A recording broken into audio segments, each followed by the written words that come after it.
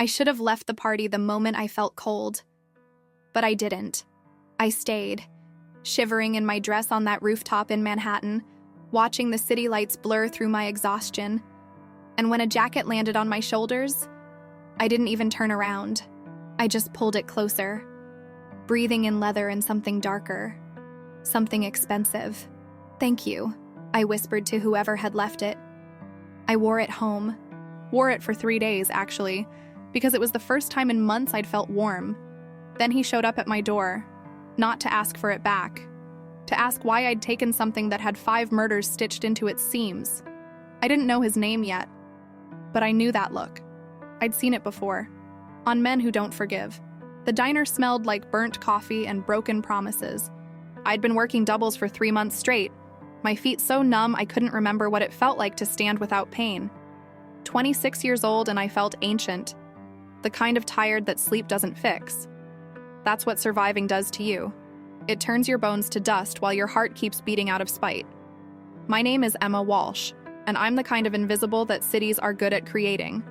The kind where you can stand in a crowded subway car and no one sees you. Where you can cry in the bathroom at work and your manager doesn't notice because noticing would require acknowledging you're human. I'd learned to be invisible on purpose, though learned it the hard way, in a relationship that taught me the difference between being loved and being owned. Joel. Even thinking his name made my chest tight. 3 years since I'd left, and I still checked over my shoulder. Still kept my hair a different color than it used to be. Still paid rent in cash, because paper trails were dangerous things when someone had promised to find you. The Lower East Side apartment I shared with Sarah was a 5th-floor walk-up with radiators that clanked but never actually produced heat. Sarah was a dancer, the kind who performed in off-Broadway shows and waited tables between gigs, all optimism and energy I couldn't fathom. She'd found me through a roommate ad 2 years ago, and somehow she never asked why I didn't have social media, why I never talked about my past, why I jumped every time someone knocked on the door too hard. I almost didn't go to Melissa's gallery opening. Almost stayed home with instant ramen and the kind of silence that feels like drowning. But Melissa had been kind to me at the diner, left big tips, asked about my day like she meant it, and guilt is a language I speak fluently. So I went, threw on the only dress I owned that didn't smell like fryer grease.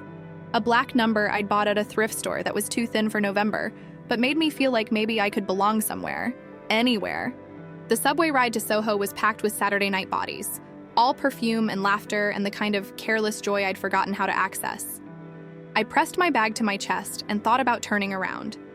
But I'd already texted Melissa that I was coming, and disappearing felt worse than showing up. The gallery was a converted warehouse with exposed brick and lighting that made everything look both beautiful and slightly unreal. Art hung on white walls, abstract pieces that looked like violence and passion had a baby, bold reds and blacks, slashes of gold that caught the light. People in expensive clothes held wine glasses and discussed meaning like it was something you could pin down with words. I took a glass of wine from a passing waiter and tried to look like I belonged.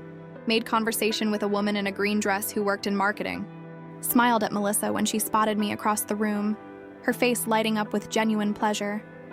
But the crowd was too much. The voices too loud. The space between my skin and the air too thin. I found the stairs to the rooftop and climbed them like I was escaping a fire. The cold hit me immediately. November in New York doesn't apologize. And I hadn't brought a coat because I was an idiot who thought adrenaline would keep me warm. The rooftop was empty. Just me and the Manhattan skyline stretching out in every direction. All lit windows and distant sirens and the kind of beauty that makes you feel small in a good way. I walked to the edge, wrapped my arms around myself. The wind cut through my dress like I wasn't wearing anything at all. My teeth started to chatter. I should have gone back inside. Should have caught the subway home. But there was something about standing above it all that made me feel less like I was disappearing. More like I was choosing to be alone rather than being forgotten. That's when the jacket landed on my shoulders. Heavy. Warm. The weight of it settling over me like hands. I pulled it close instinctively, drawing the collar up to my face. Leather. Expensive leather. The kind that's been broken in perfectly. Soft as butter. Underneath the leather. Cologne.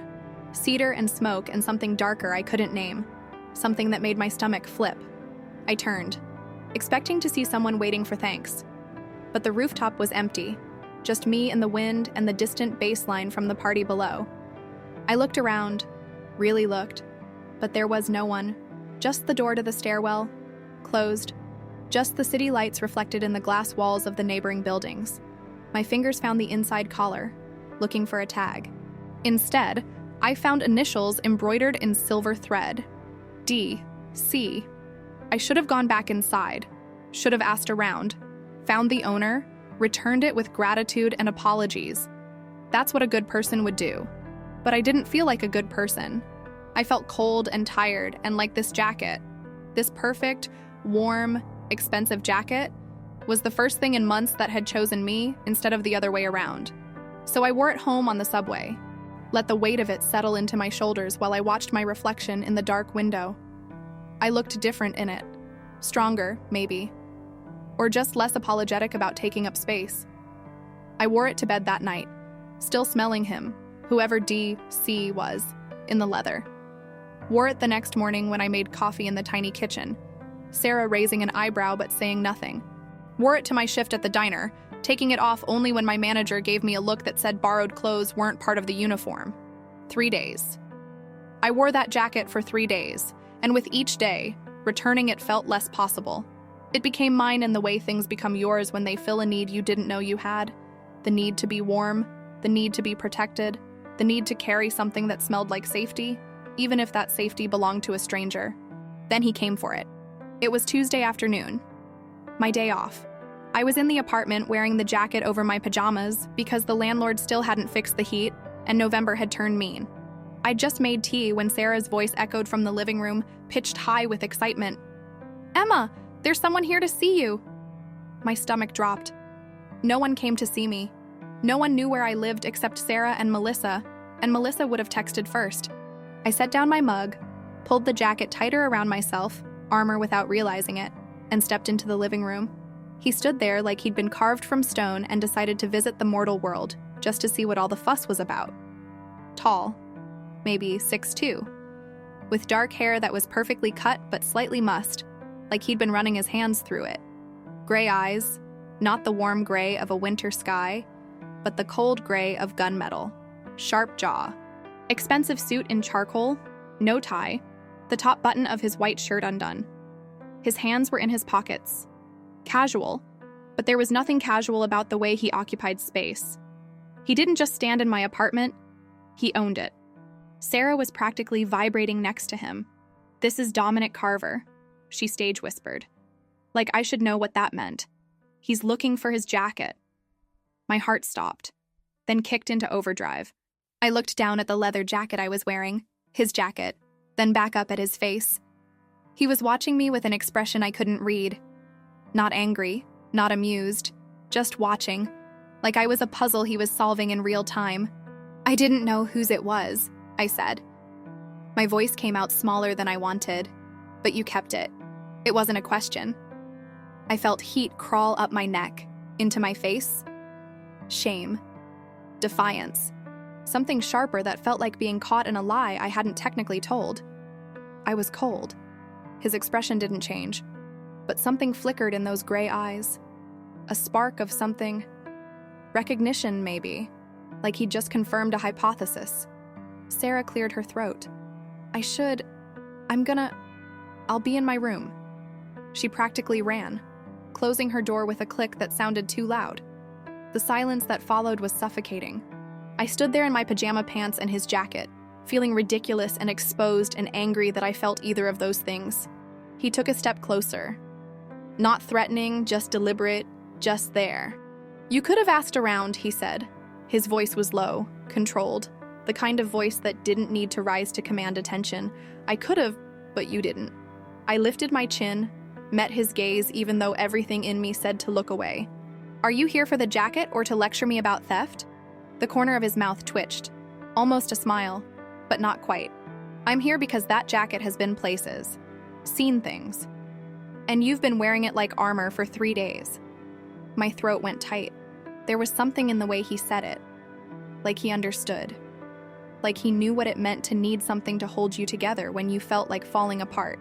"I'll give it back," I said quietly. He studied me for a long moment. His eyes traveled over my face. my sleep-mussed hair, my bare feet, the way I was gripping the jacket closed like it might save me. Then he shook his head slowly. "Keep it." I blinked. "What?" "Keep it. But understand what it means now." He moved past me, close enough that I could smell him. Cedar and smoke and leather and something dangerous. Close enough that I had to tilt my head back to keep eye contact. He paused at the door, hand on the knob, and looked back. His eyes found mine and held them with an intensity that made my breath catch. "No one touches you," he said. The words were quiet but absolute. Not anymore. Then he was gone. And I was standing in my apartment wearing a jacket that suddenly felt heavier than before. Like it had weight beyond fabric and thread. Like it had consequences. I didn't understand then. Didn't know that keeping something that belonged to Dominic Carver meant I belonged to him too. Didn't know that 3 words, "no one touches you," were a claim, a promise, a threat all wrapped in velvet and steel. I would learn. God help me. I would learn. The black car appeared on Tuesday. I noticed it first thing in the morning when I left for my shift at the diner, a sleek Mercedes idling across the street, tinted windows reflecting the gray November sky. I told myself it was nothing. Rich people parked wherever they wanted in this city. But when I walked past it, the engine started. When I turned the corner, it followed. My hands shook as I pushed through the diner door. The bell chimed too cheerfully for the panic rising in my chest. I went straight to the bathroom, locked myself in a stall, and tried to remember how to breathe. 4 counts in, 7 counts hold, 8 counts out. The breathing technique my therapist taught me 3 years ago, back when I could afford therapy, back when running from Joel felt like the bravest thing I'd ever done. I splashed cold water on my face and went to work. Poured coffee, took orders, smiled at customers who didn't see me. But my eyes kept drifting to the window, to the street outside, searching for that black car. It was still there when my shift ended. I stood inside the diner, coat clutched in my hands, not Dominic's jacket. I'd left that at home, suddenly too afraid to wear something so noticeable, and watched the Mercedes through the glass. The smart thing would be to call the police. The smarter thing would be to go out the back, lose myself in the subway, disappear the way I'd learned to disappear. But I was tired of running, tired of being afraid.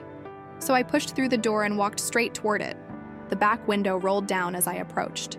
A man sat in the driver's seat. Black, late 40s, with kind eyes and a scar along his jaw that suggested kindness had its limits. He looked at me with something like sympathy. "Ms. Walsh." Hearing my name in his mouth made my stomach drop. "Who are you?"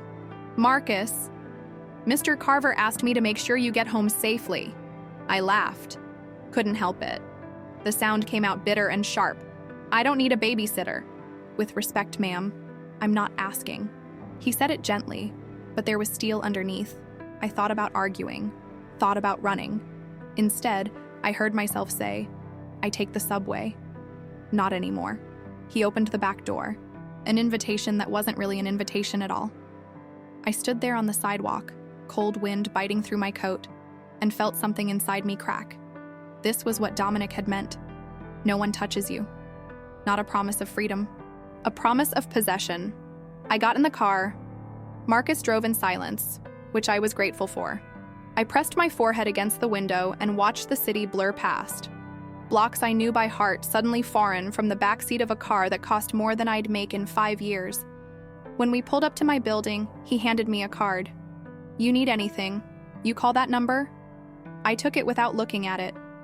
What if what I need is for this to stop? His expression softened. "Then you tell Mr. Carver yourself. But until you do, I'll be here every morning at 7. He was the next day, and the day after that.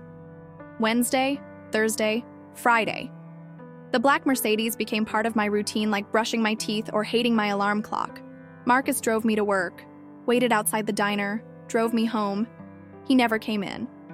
Never made conversation beyond pleasantries. But he was always there, a shadow I couldn't shake. Sarah thought it was romantic. She said so on Friday night, sitting cross-legged on our couch with a glass of wine and stars in her eyes.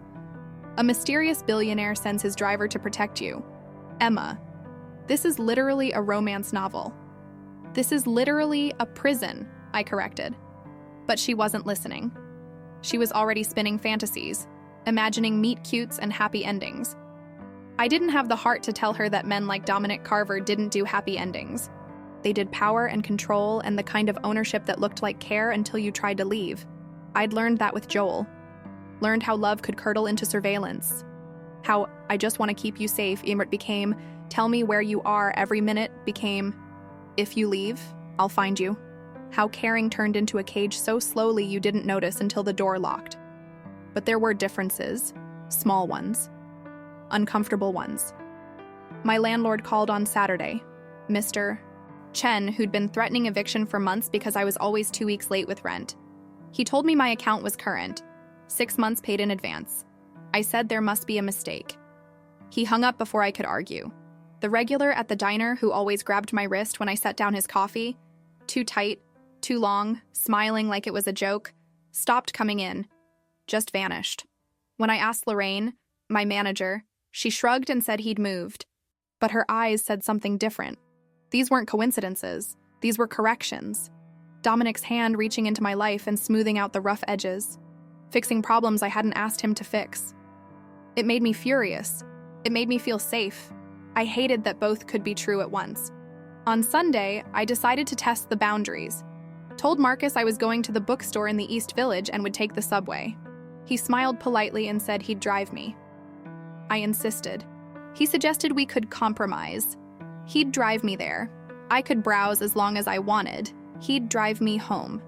I stood on the sidewalk arguing with a man who never raised his voice, never got frustrated, just kept offering the same gentle refusal wrapped in perfect courtesy. I went to the bookstore in his car, spent 2 hours browsing shelves, trying to pretend I wasn't testing whether he'd follow me inside. He didn't. He waited by the car, patient as stone. When I came out, he opened my door. Find anything good? I held up a paperback mystery. Yeah, a story about a woman who gets murdered by her overprotective husband. He didn't even blink. Fiction can be very instructive. I almost laughed. Almost liked him for the deadpan delivery. Then I remembered liking your captor was called Stockholm Syndrome, and I got in the car without another word. That night, I tried to lose him. Really tried. Told Sarah I was going to bed, waited until I heard her shower running, then slipped out in jeans and a hoodie, taking the stairs instead of the elevator. The cold November night hit me like a slap. And I actually ran, toward the subway station 3 blocks away. Marcus was waiting at the entrance. Not out of breath, not surprised, just standing there with his hands in his pockets and that same expression of infinite patience. He didn't say anything. Didn't need to. I stood there, chest heaving, feeling like an idiot, feeling like a prisoner who just realized how small her cell really was. How I managed. Mr. Carver is thorough, Ms. Walsh. I wanted to scream, wanted to cry. Instead, I turned and walked back to my apartment, Marcus following at a respectful distance, the distance of a shepherd herding a stubborn sheep, the distance of someone who knew I had nowhere to go. I slammed my apartment door hard enough to rattle the frame. Sarah poked her head out of her room, hair wet, confusion on her face. You okay? Fine. I wasn't fine. I was suffocating. Dominic Carver had wrapped me in safety like a straitjacket, and I couldn't tell anymore where protection ended and control began. That night, I couldn't sleep.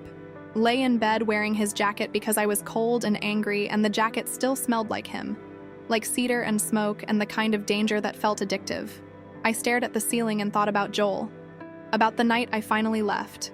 He'd been at work. I had 3 hours. I packed 1 bag, just clothes, toiletries, my grandmother's necklace. Left my phone on the kitchen counter because I knew he could track it. Left a note that said simply, I'm done. Took the subway to Port Authority, bought a bus ticket to New York with cash I'd been hiding for months. Sat in the back and watched Philadelphia disappear through the window. I'd thought leaving was the hardest part. Thought once I was gone, I'd be free. But freedom was more complicated than geography. Joel had spent 2 years telling me I couldn't survive without him. That I was too weak, too broken, too nothing. And even 3 years later, his voice still lived in my head, whispering that I'd made a mistake, that I'd end up alone and forgotten, that leaving him was the beginning of my end, not my beginning. What if he was right? What if this Half-life of double shifts and empty apartments and safety that felt like drowning was all I deserved. I must have fallen asleep eventually, because I woke to my phone buzzing on the nightstand. 4 a.m. Unknown number. My first instinct was not to answer. My second instinct, stronger, sharp with adrenaline, was that ignoring unknowns was how you missed the warnings.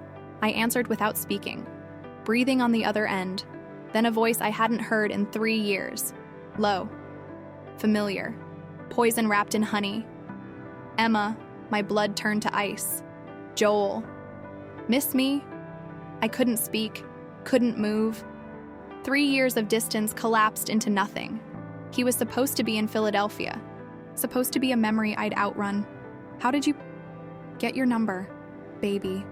I've always had your number. You think leaving was enough? You think I'd just forget? My hands shook so badly I almost dropped the phone. What do you want? To see you. To talk. I've changed, Emma. I've gotten help. I just want to explain. To apologize. You owe me that much. I owed him nothing. But my voice wouldn't say it. 3 years of therapy, of building walls, of learning I wasn't the problem. And one phone call shattered it all. Don't call me again. I hung up, threw the phone across the room. It hit the wall and clattered to the floor. I sat there, breath coming in gasps, and tried not to fall apart. He found me. After everything, he found me. Morning came gray and cold. I didn't tell Marcus about the call, didn't tell Sarah, just got in the car and went to work and poured coffee with hands that wouldn't stop shaking.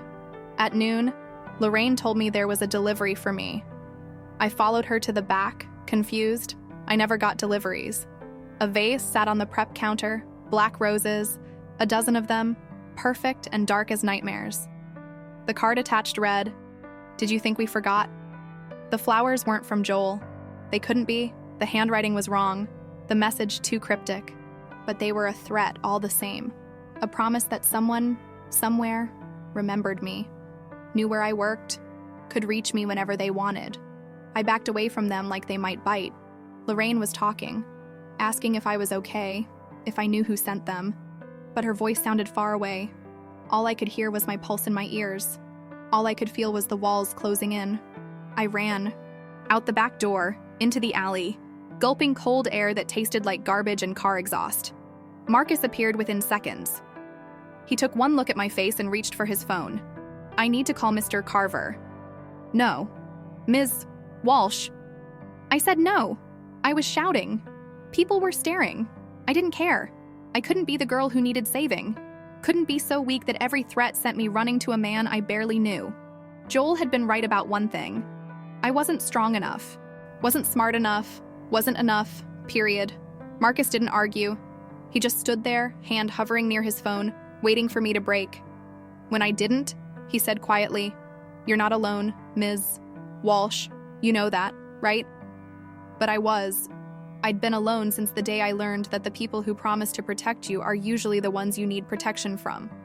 I went back inside, finished my shift, let Marcus drive me home. The black roses were gone when I looked for them. Lorraine had thrown them out, she said. Thought they were creepy. But the message lingered like smoke. That night, Dominic called. His name lit up my phone. He must have programmed it in when I wasn't looking. And I stared at it for 3 rings before answering. "You had Marcus watching my phone." "I had Marcus watching you." No apology. No explanation. Just fact, delivered with the same calm he'd used to tell me to keep his jacket. "The roses," I said. "Who sent them?" Silence. Long enough that I thought he'd hung up. Then, "We're looking into it." That's not an answer. It's the answer you're getting tonight. Emma, listen to me. Someone knows who you are, knows where you work. Marcus intercepted footage from the shop across from the diner. The delivery guy was paid in cash, didn't know who hired him. This was professional. My stomach twisted. Professional? You mean dangerous? Yes. One word? No cushioning? No false comfort? Just the truth. Sharp and clean. I sat down on my bed, suddenly dizzy. Why would anyone target me? I'm nobody. You stopped being nobody the moment you put on my jacket. His voice was different now. harder, edged with something I couldn't name. Anger, maybe, or guilt. I didn't ask for this, I whispered. I know, but it's yours anyway. Tomorrow morning, Marcus will bring you to me. We need to talk, really talk.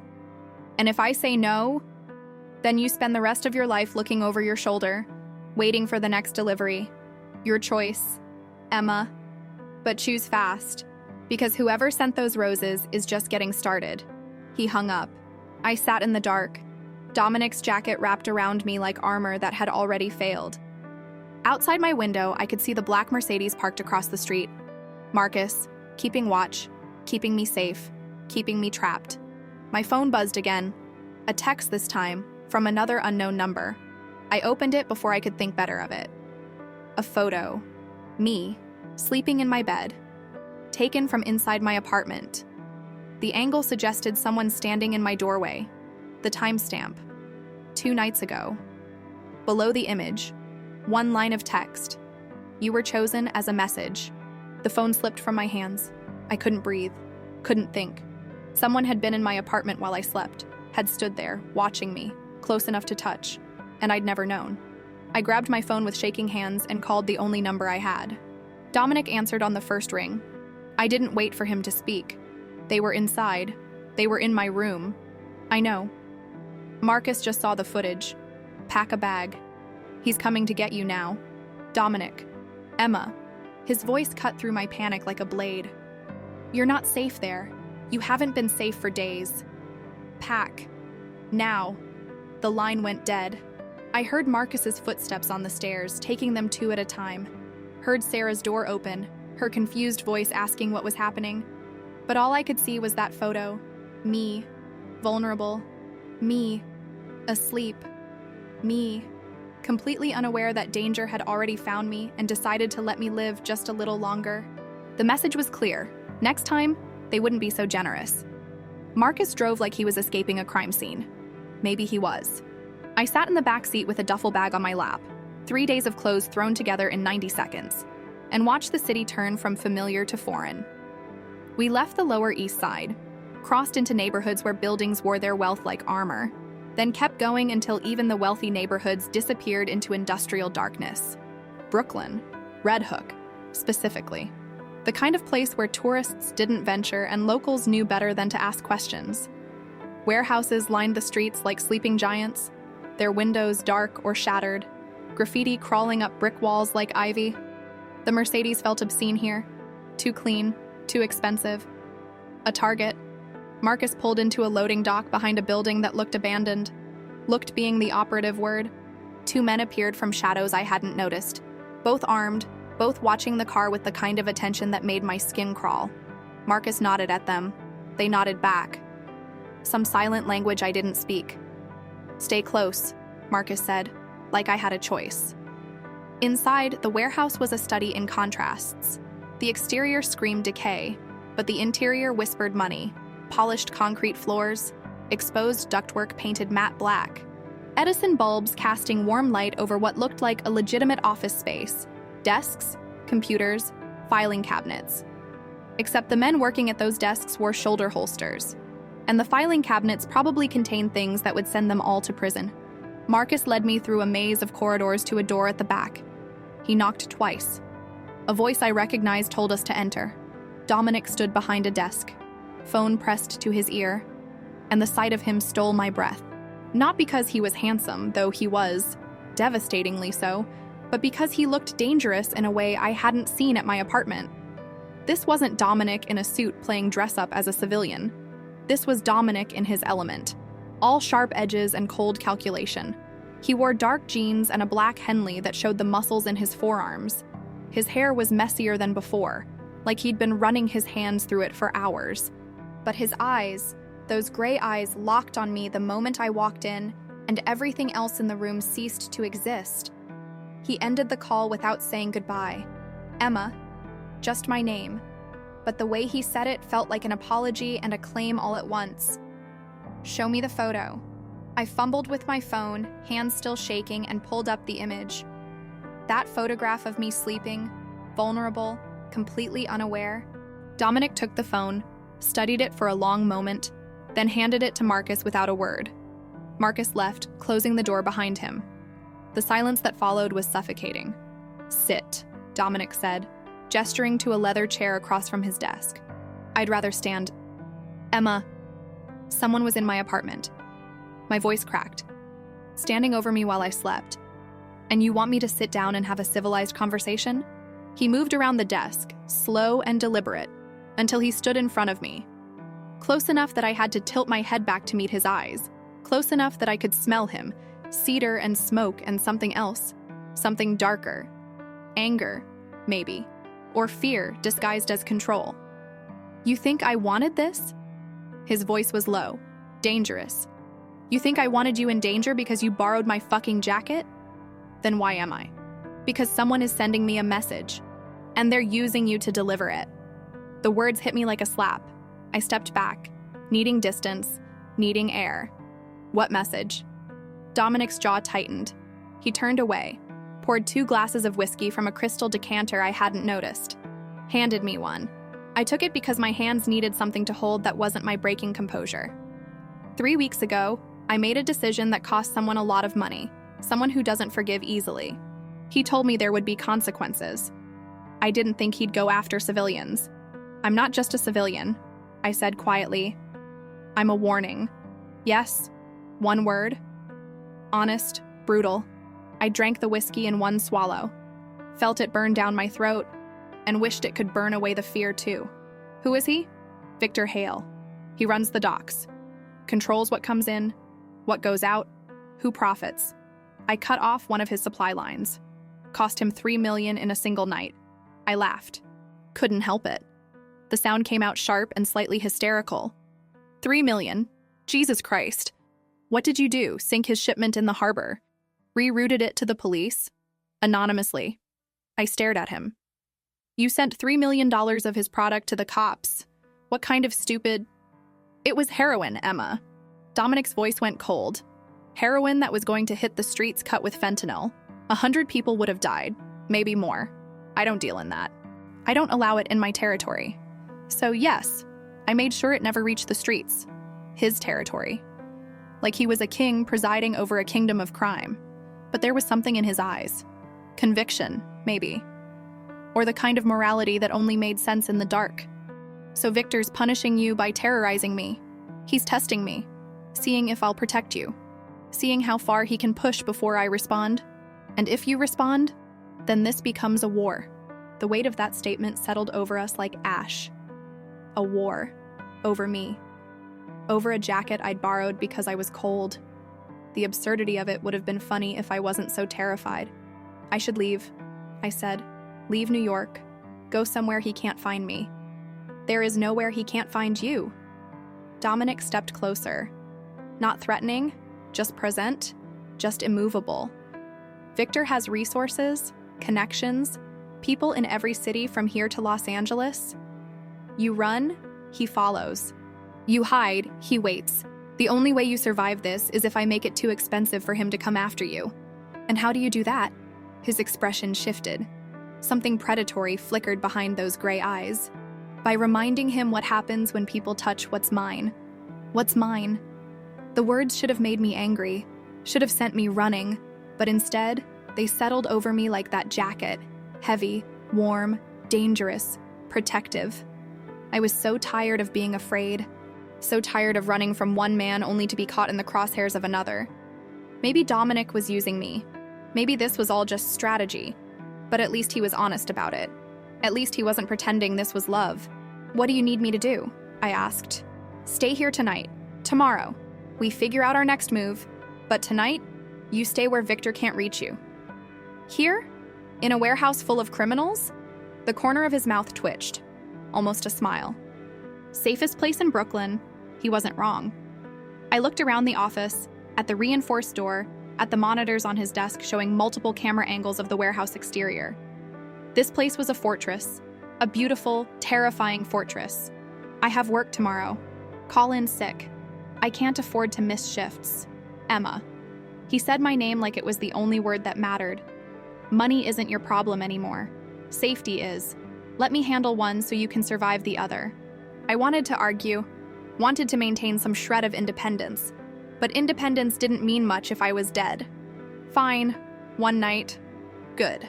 He showed me to a room upstairs, a loft space that had been converted into something resembling an apartment. Bedroom, bathroom, small kitchenette.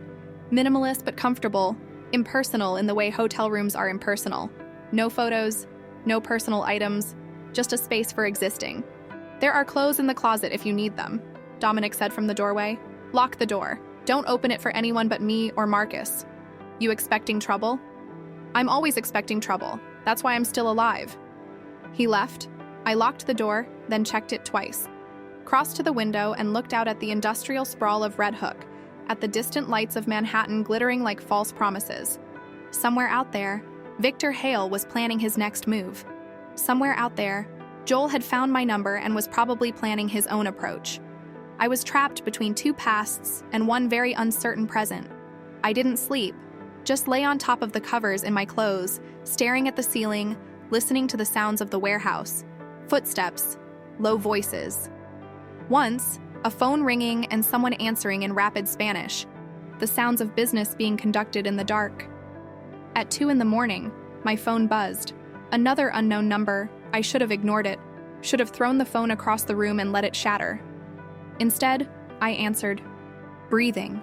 Then, Emma Walsh. The voice was unfamiliar. Male. Calm. Did you really think Dominic Carver could protect you? Who is this? Someone who knows you're a long way from home. Someone who knows you're scared. You should be. Dominic's protection comes with a price, and you're going to pay it. The line went dead. I sat up, heart pounding, and realized with cold clarity that being in Dominic's fortress didn't mean being safe. It meant being a pawn in a game I didn't understand. I grabbed my phone and headed downstairs. The warehouse was quieter now, most of the men gone. I found Dominic in his office, still awake, still working. He looked up when I entered, and something in my expression made him stand immediately. What happened? I showed him the call log, told him about the voice. Dominic's expression went dark, not angry, but cold. The kind of cold that preceded violence. He called you here. How? I don't know. Marcus swept your phone for tracking software. Unless... He stopped, looked at me with sudden intensity. Your old phone. The one you had before you moved to New York. Do you still have it? My stomach dropped. It's in a box. In my apartment. I kept it turned off, but I didn't throw it away. I couldn't. It had photos, messages, things I couldn't lose. Joel. What? Joel could have installed tracking software years ago. Could have been monitoring that phone this whole time, waiting, and now someone else has access to it. Someone who knows exactly how to use your past against you. The room tilted. I grabbed the edge of the desk to steady myself. You're saying Joel is working with Victor? I'm saying someone gave Victor your information, and Joel had motive. Revenge. Joel wanted revenge for me leaving, and he'd found someone powerful enough to make it hurt. Or maybe Victor found Joel, used him, turned my past into a weapon against my present. Either way, I was the target. We need to move now, Dominic said, already reaching for his phone. Marcus. He appeared in seconds. Get 4 men. We're going to Red Hook Pier 3. Now it's 2 a.m. That's the point. Emma, you're coming with me. Why? Because I'm going to show you exactly what I do to people who threaten what's mine. And because after tonight, you need to decide if you can live in my world or if you need to walk away before this gets worse. We drove in a convoy, 3 black SUVs, moving through empty streets like sharks. I sat next to Dominic in the middle vehicle, Marcus driving, 2 men I didn't know in the back. No one spoke. The tension was thick enough to choke on. Pier 3 was exactly what it sounded like. A shipping pier lined with containers and cranes, the water black and infinite beyond. Dominic's convoy stopped at the entrance. Men got out, moved with military precision, fanning out to secure the perimeter. Stay in the car, Dominic said. Like hell. He looked at me, and for a moment I thought he'd argue. Instead, he handed me something small and cold. A knife, switchblade, compact enough to fit in my pocket. If anyone comes at you who isn't Marcus, you use that. Don't hesitate. Don't think. Just survive. Then he was gone, disappearing into the maze of shipping containers with his men. I sat there, knife in my pocket, heart hammering, and wondered what the hell I was doing. This wasn't my world. I poured coffee for a living. I read mystery novels on my breaks. I was nobody. But nobody doesn't get death threats. Nobody doesn't get photos of themselves sleeping. I'd stopped being nobody the moment I put on that jacket, and there was no going back.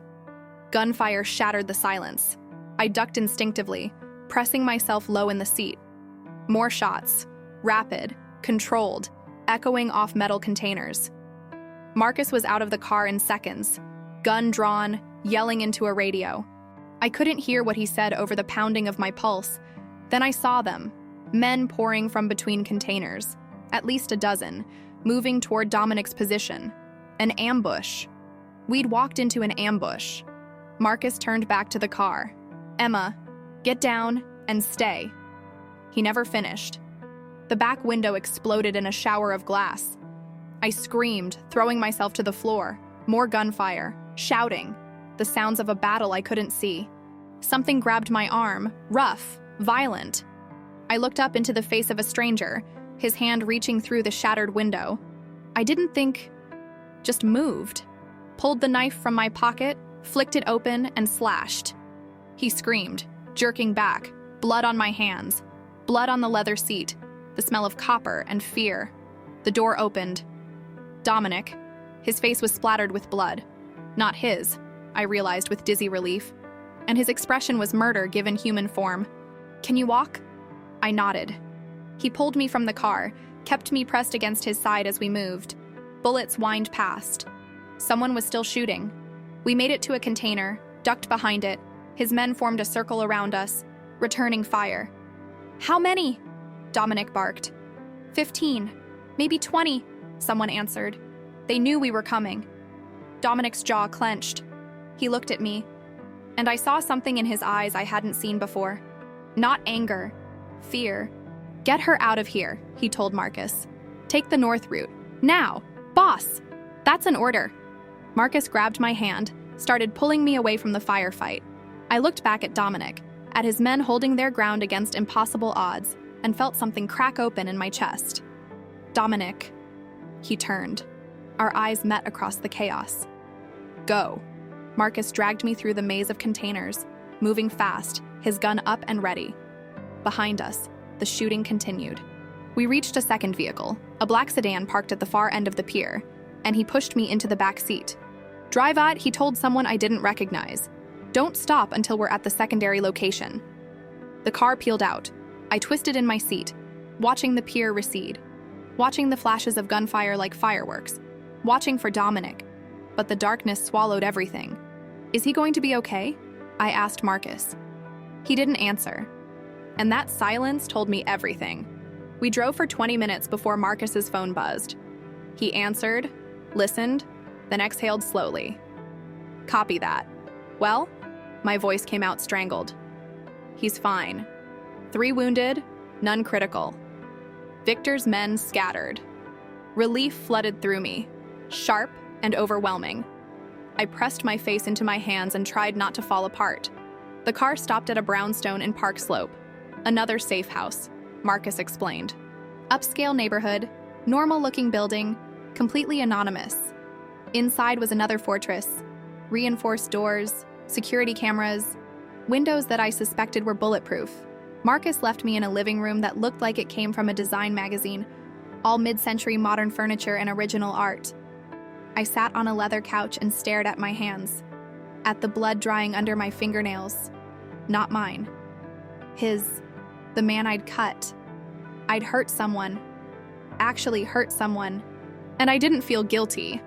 I felt alive. The door opened an hour later. Dominic walked in, jacket gone, Henley torn at the shoulder, a cut above his eyebrow that someone had already butterfly bandaged. But alive, whole. He saw me and stopped, just stared like he needed to confirm I was real. Then he crossed the room in 3 strides and pulled me into his arms. I should have pushed him away. Should have demanded answers, explanations, an escape route from this insanity. Instead, I held on like he was the only solid thing in a world that had turned liquid. He smelled like smoke and copper and leather. He felt like safety, even though he was the reason I needed it. "You're okay?" he said into my hair. Not a question, a command, an incantation. "I cut someone." "I know." Marcus told me. "You did good." Good. I'd hurt someone and it was good. What did that say about me? What was I becoming? Dominic pulled back, cupped my face in his hands. His thumbs brushed my cheekbones. Victor knew we were coming. Someone told him. Someone inside my organization. A traitor. Yes. The word hung between us, heavy with implication. If there was a traitor, nowhere was safe. No one could be trusted. "Dominic," I started, but he pressed a finger to my lips. "Tomorrow. We deal with this tomorrow. Tonight, you sleep. That's an order. You don't get to order me around." His mouth quirked, almost a smile.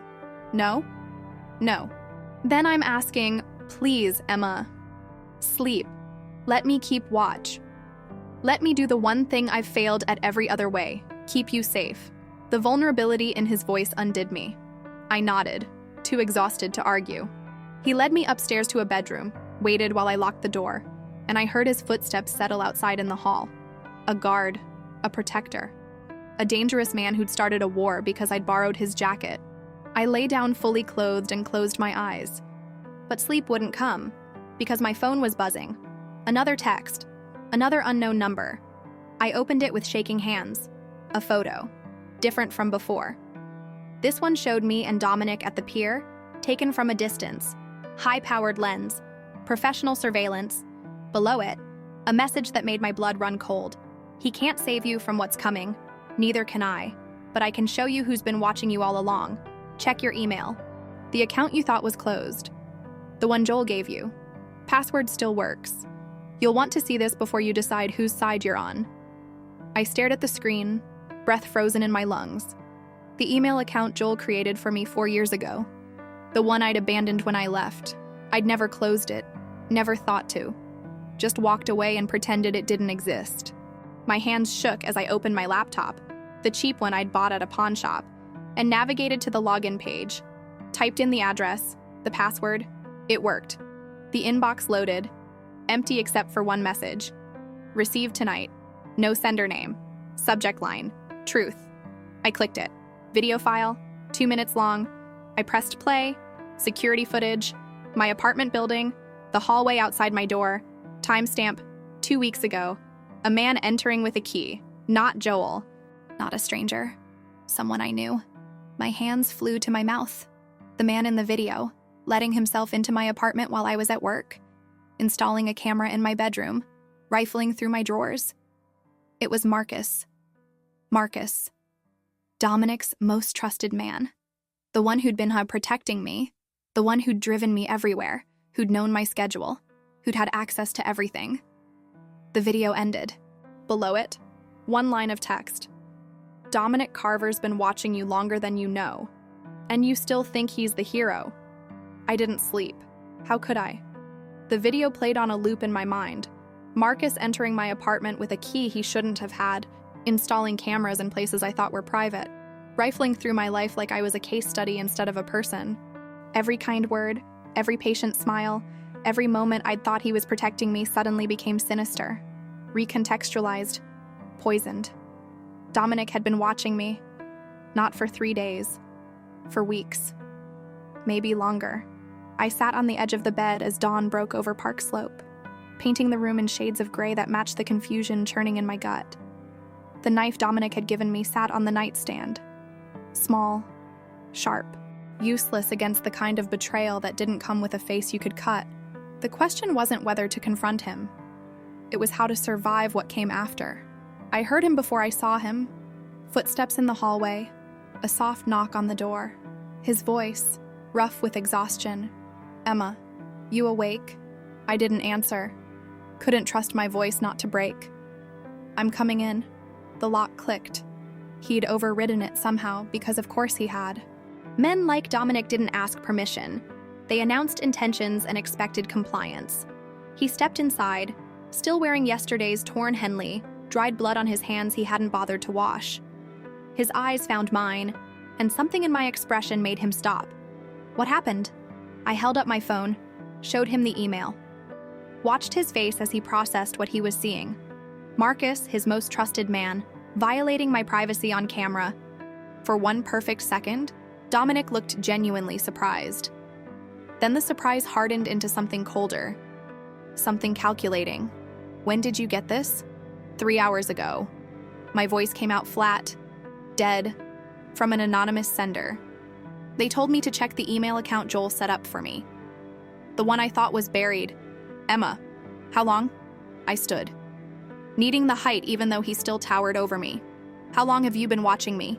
He didn't flinch, didn't look away.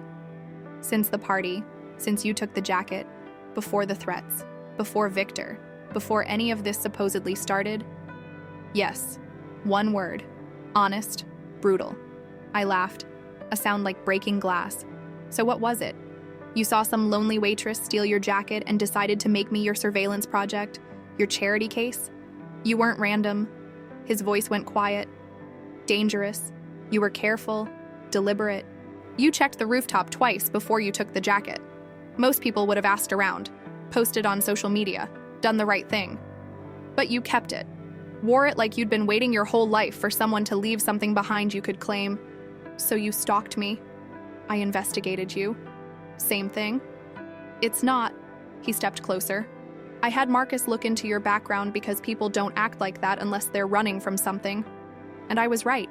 Joel Mitchell, Philadelphia. Restraining order that expired 18 months ago. No contact for 3 years.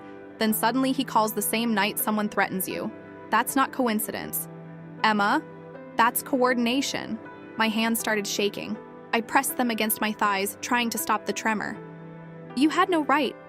I had every right. You put on my jacket. Whether you knew it or not, that made you mine to protect. I'm not yours. The words ricocheted off the walls.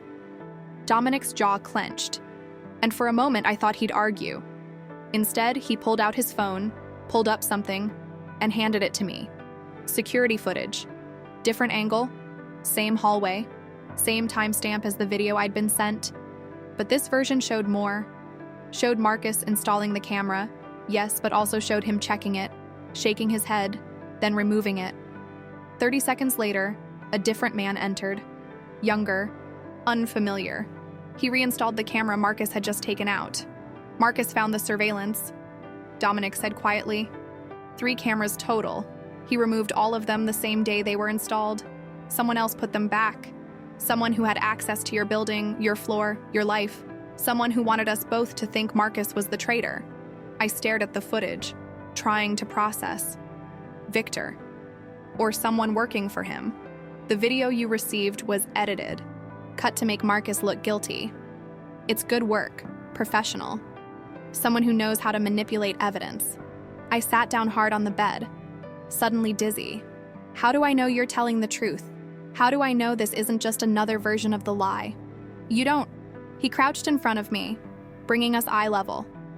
That's the problem with living in my world. Truth becomes negotiable. Everyone's playing an angle. But here's what I can tell you. I'm not going to lie about what I've done. Marcus did surveil you. I ordered it. But he never violated your privacy beyond what was necessary to assess the threat. The cameras in your bedroom? That wasn't us. Just everywhere else. Yes. I wanted to hit him, wanted to scream, wanted to go back to 3 weeks ago when my biggest problem was making rent and avoiding men who grabbed my wrist at work. But that girl was gone. That life was gone. And sitting here hating Dominic for the surveillance wouldn't change the fact that someone else, someone worse, had been watching too. I need air, I said. There's a balcony. 3rd door on the left. Don't go outside without telling Marcus where you are. Marcus, who may or may not be betraying you. Marcus, who took a bullet for me in 2019 and has earned more trust than anyone in my life. His expression went hard. I know what that video looked like. I know what you're feeling. But I'm telling you, Marcus is not the traitor. Then who is? That's what we're going to find out. He left. I sat there for 5 more minutes, trying to assemble the pieces of a puzzle that kept changing shape. Then I found the balcony. Small, wrought iron, overlooking a tree-lined street that looked nothing like the warehouse district we'd fled from. Normal people walked dogs. Joggers passed. A woman pushed a stroller. Life, Continuing like the world wasn't splitting open, Marcus appeared beside me, silent as a ghost. I jumped, hand instinctively going to my pocket where the knife should have been, but wasn't. I'd left it inside. "I'm not armed," he said, holding up his hands. "And I'm not here to justify myself. Just to tell you, I understand why you don't trust me. Do you? You saw footage of me in your apartment, in your space. Even if I was removing surveillance, I was still there without permission. That's a violation. I won't pretend it isn't." I studied his face, the scar on his jaw, the tired lines around his eyes, the way he stood like a man who'd been carrying weight too long to remember what lightness felt like. "Why do you work for him?" I asked. "Because 8 years ago, I made a mistake that should have gotten me killed. Dominic gave me a second chance, gave me purpose. He's not a good man, Ms. Walsh, but he's a fair one. And in this life, fair is rare enough to be precious. He had you spy on me. He had me protect you. There's a difference." "Is there?" Marcus was quiet for a moment. Then, "My daughter is 7, lives with her mother in New Jersey. Every month, an envelope shows up at their apartment. Cash, enough to cover rent, food, school supplies. It comes from Dominic. He's never met my daughter, never asked for gratitude. He just makes sure she's taken care of because taking care of my family means I can focus on taking care of his. That's manipulation. That's loyalty." He met my eyes. "You want to know if you can trust me? You can't. Not completely, because my loyalty is to him first. But I've never lied to you, and I won't start now. Someone in our organization is working with Victor. Someone with access, information, and motive. Until we find them, everyone is suspect, including me." The honesty was disarming. I didn't know what to do with it. "Even Dominic?" "Even Dominic." Marcus smiled, sad and knowing. "Though between you and me, if he wanted you dead, you'd be dead. The fact that you're not, that you're here, protected, invested with resources we can't afford to waste on civilians, tells me something." "What?" "That whatever his reasons for keeping you close, they're not about strategy anymore." He left before I could ask what he meant.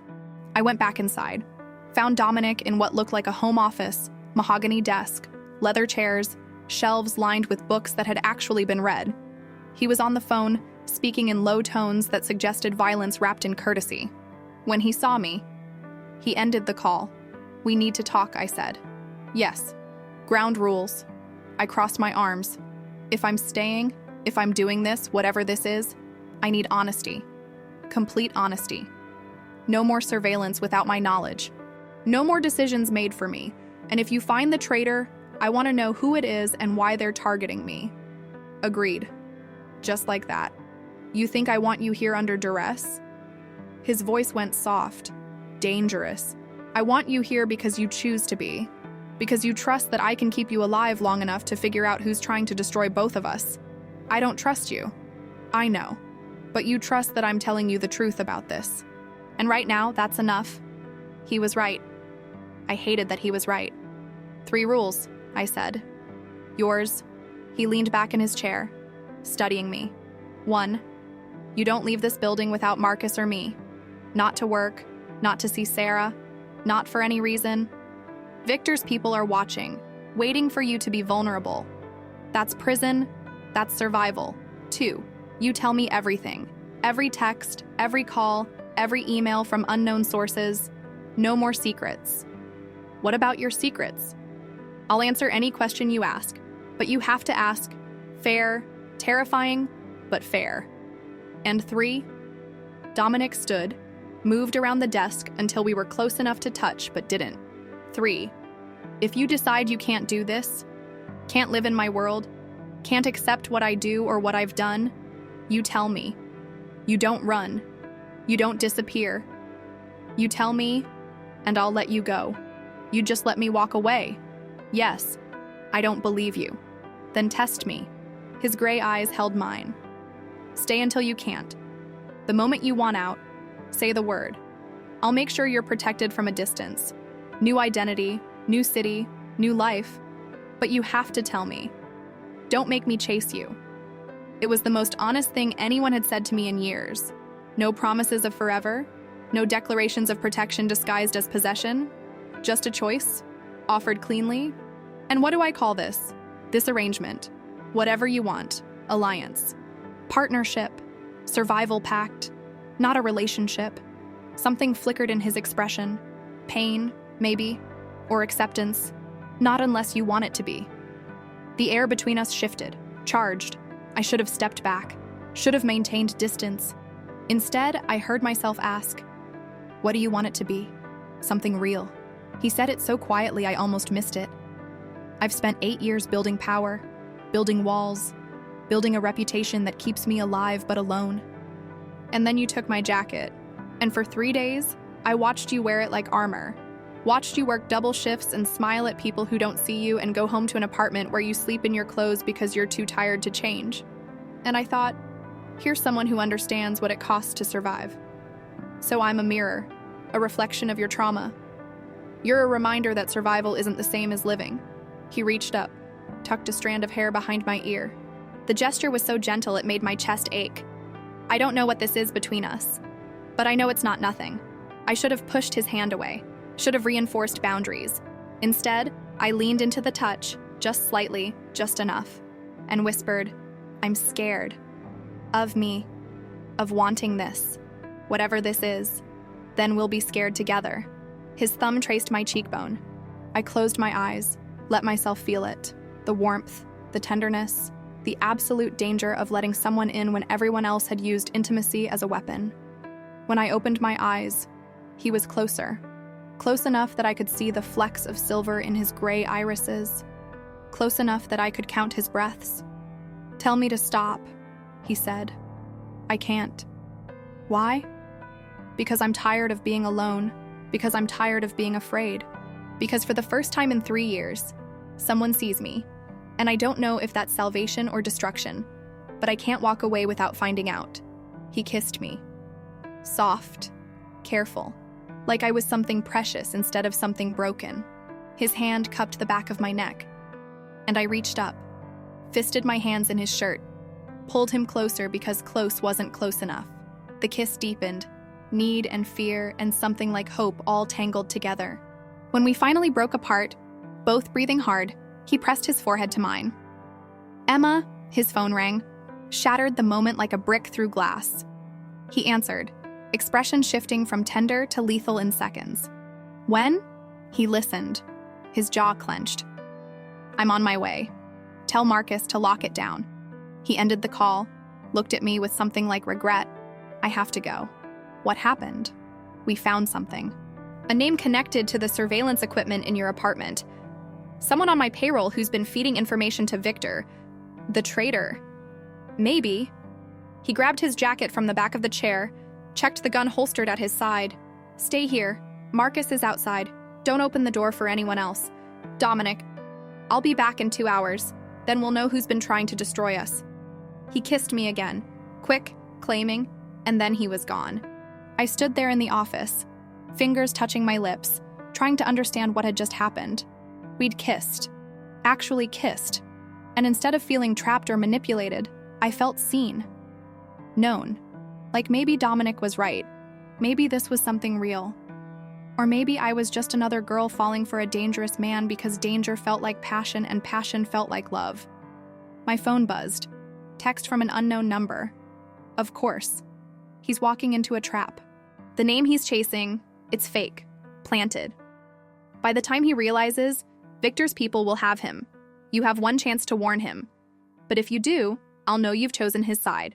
And then I'll have to choose mine. Below the text, a photo. Dominic's car, surrounded by black SUVs. A warehouse in the background I didn't recognize. The timestamp, 7 minutes from now. My hands shook. This was it, the decision point. I could warn him, call Marcus, try to stop whatever was coming.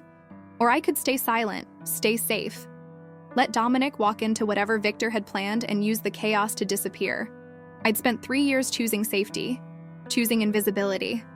Running from Joel had been the bravest thing I'd ever done, and it had cost me everything. My friends, my family, my sense of self. I'd rebuilt from nothing into this half-life of survival, and now here was Dominic Carver asking me to risk it all again for something as fragile as trust. I thought about the kiss, about the way he'd touched me like I mattered, about Marcus's daughter in New Jersey and the envelope that showed up every month, about men who did terrible things for complicated reasons, and women who loved them anyway because love was never simple when survival was in the mix. I grabbed my phone, called Marcus. Dominic's driving into an ambush. You need to stop him. Now. Marcus didn't ask questions, just location. I described what I'd seen in the photo, heard him relaying information, heard engines starting, heard the organized chaos of men mobilizing for war. Stay inside, Miss Walsh. Lock the door. This is going to get loud. The line went dead. I stood in Dominic's office, surrounded by books and leather and the smell of his cologne, and wondered if I'd just saved his life or sealed my own fate. 20 minutes later, my phone rang. Dominic. I answered, hands shaking. Are you? I'm fine. Thanks to you. His voice was rough, angry, but not at me. You were right. It was an ambush. Victor had 12 men waiting. We lost them before it turned into a shootout. The name? The traitor? Doesn't exist. Completely fabricated trail designed to draw me out. But Emma, whoever sent you that warning, just showed their hand. They're not working for Victor. They're working against him. My blood went cold. What does that mean? It means there's a third player in this game. Someone who knows both of us. Someone with access to Victor's plans and my movements. Someone who wants us to trust each other. Why? That's what I'm going to find out. But Emma, you made a choice tonight. You chose to warn me. That matters. I didn't want you to die. It's more than that. You could have stayed silent, could have let the ambush happen and used the chaos to run, but you didn't.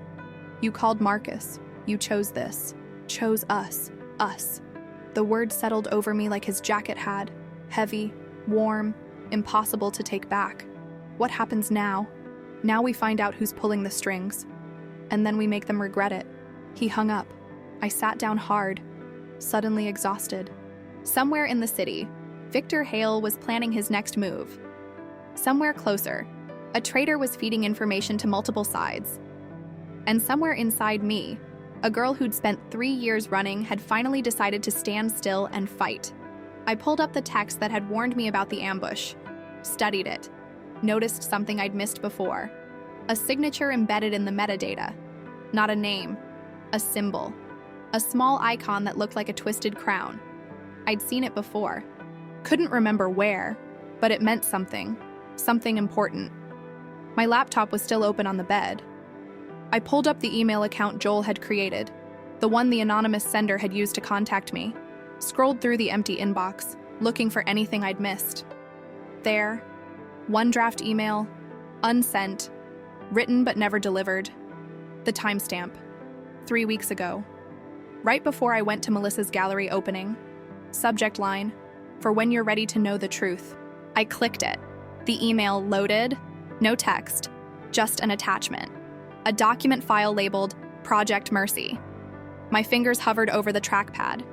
Opening, this would change everything. Would reveal something someone wanted me to know, but hadn't been brave enough to send. Something prepared, something planned. I clicked. The document opened. Pages and pages of surveillance logs, photos, transaction records, and at the top, a mission statement that made my stomach drop. Project Mercy. Long-term surveillance and protection detail for Emma Walsh. Authorized by Dominic Carver, initiated October 2nd, 3 weeks prior to first contact. Objective. Assess threat level from Joel Mitchell. Establish proximity for intervention. Ensure subject remains unaware of protection until necessary. Secondary objective.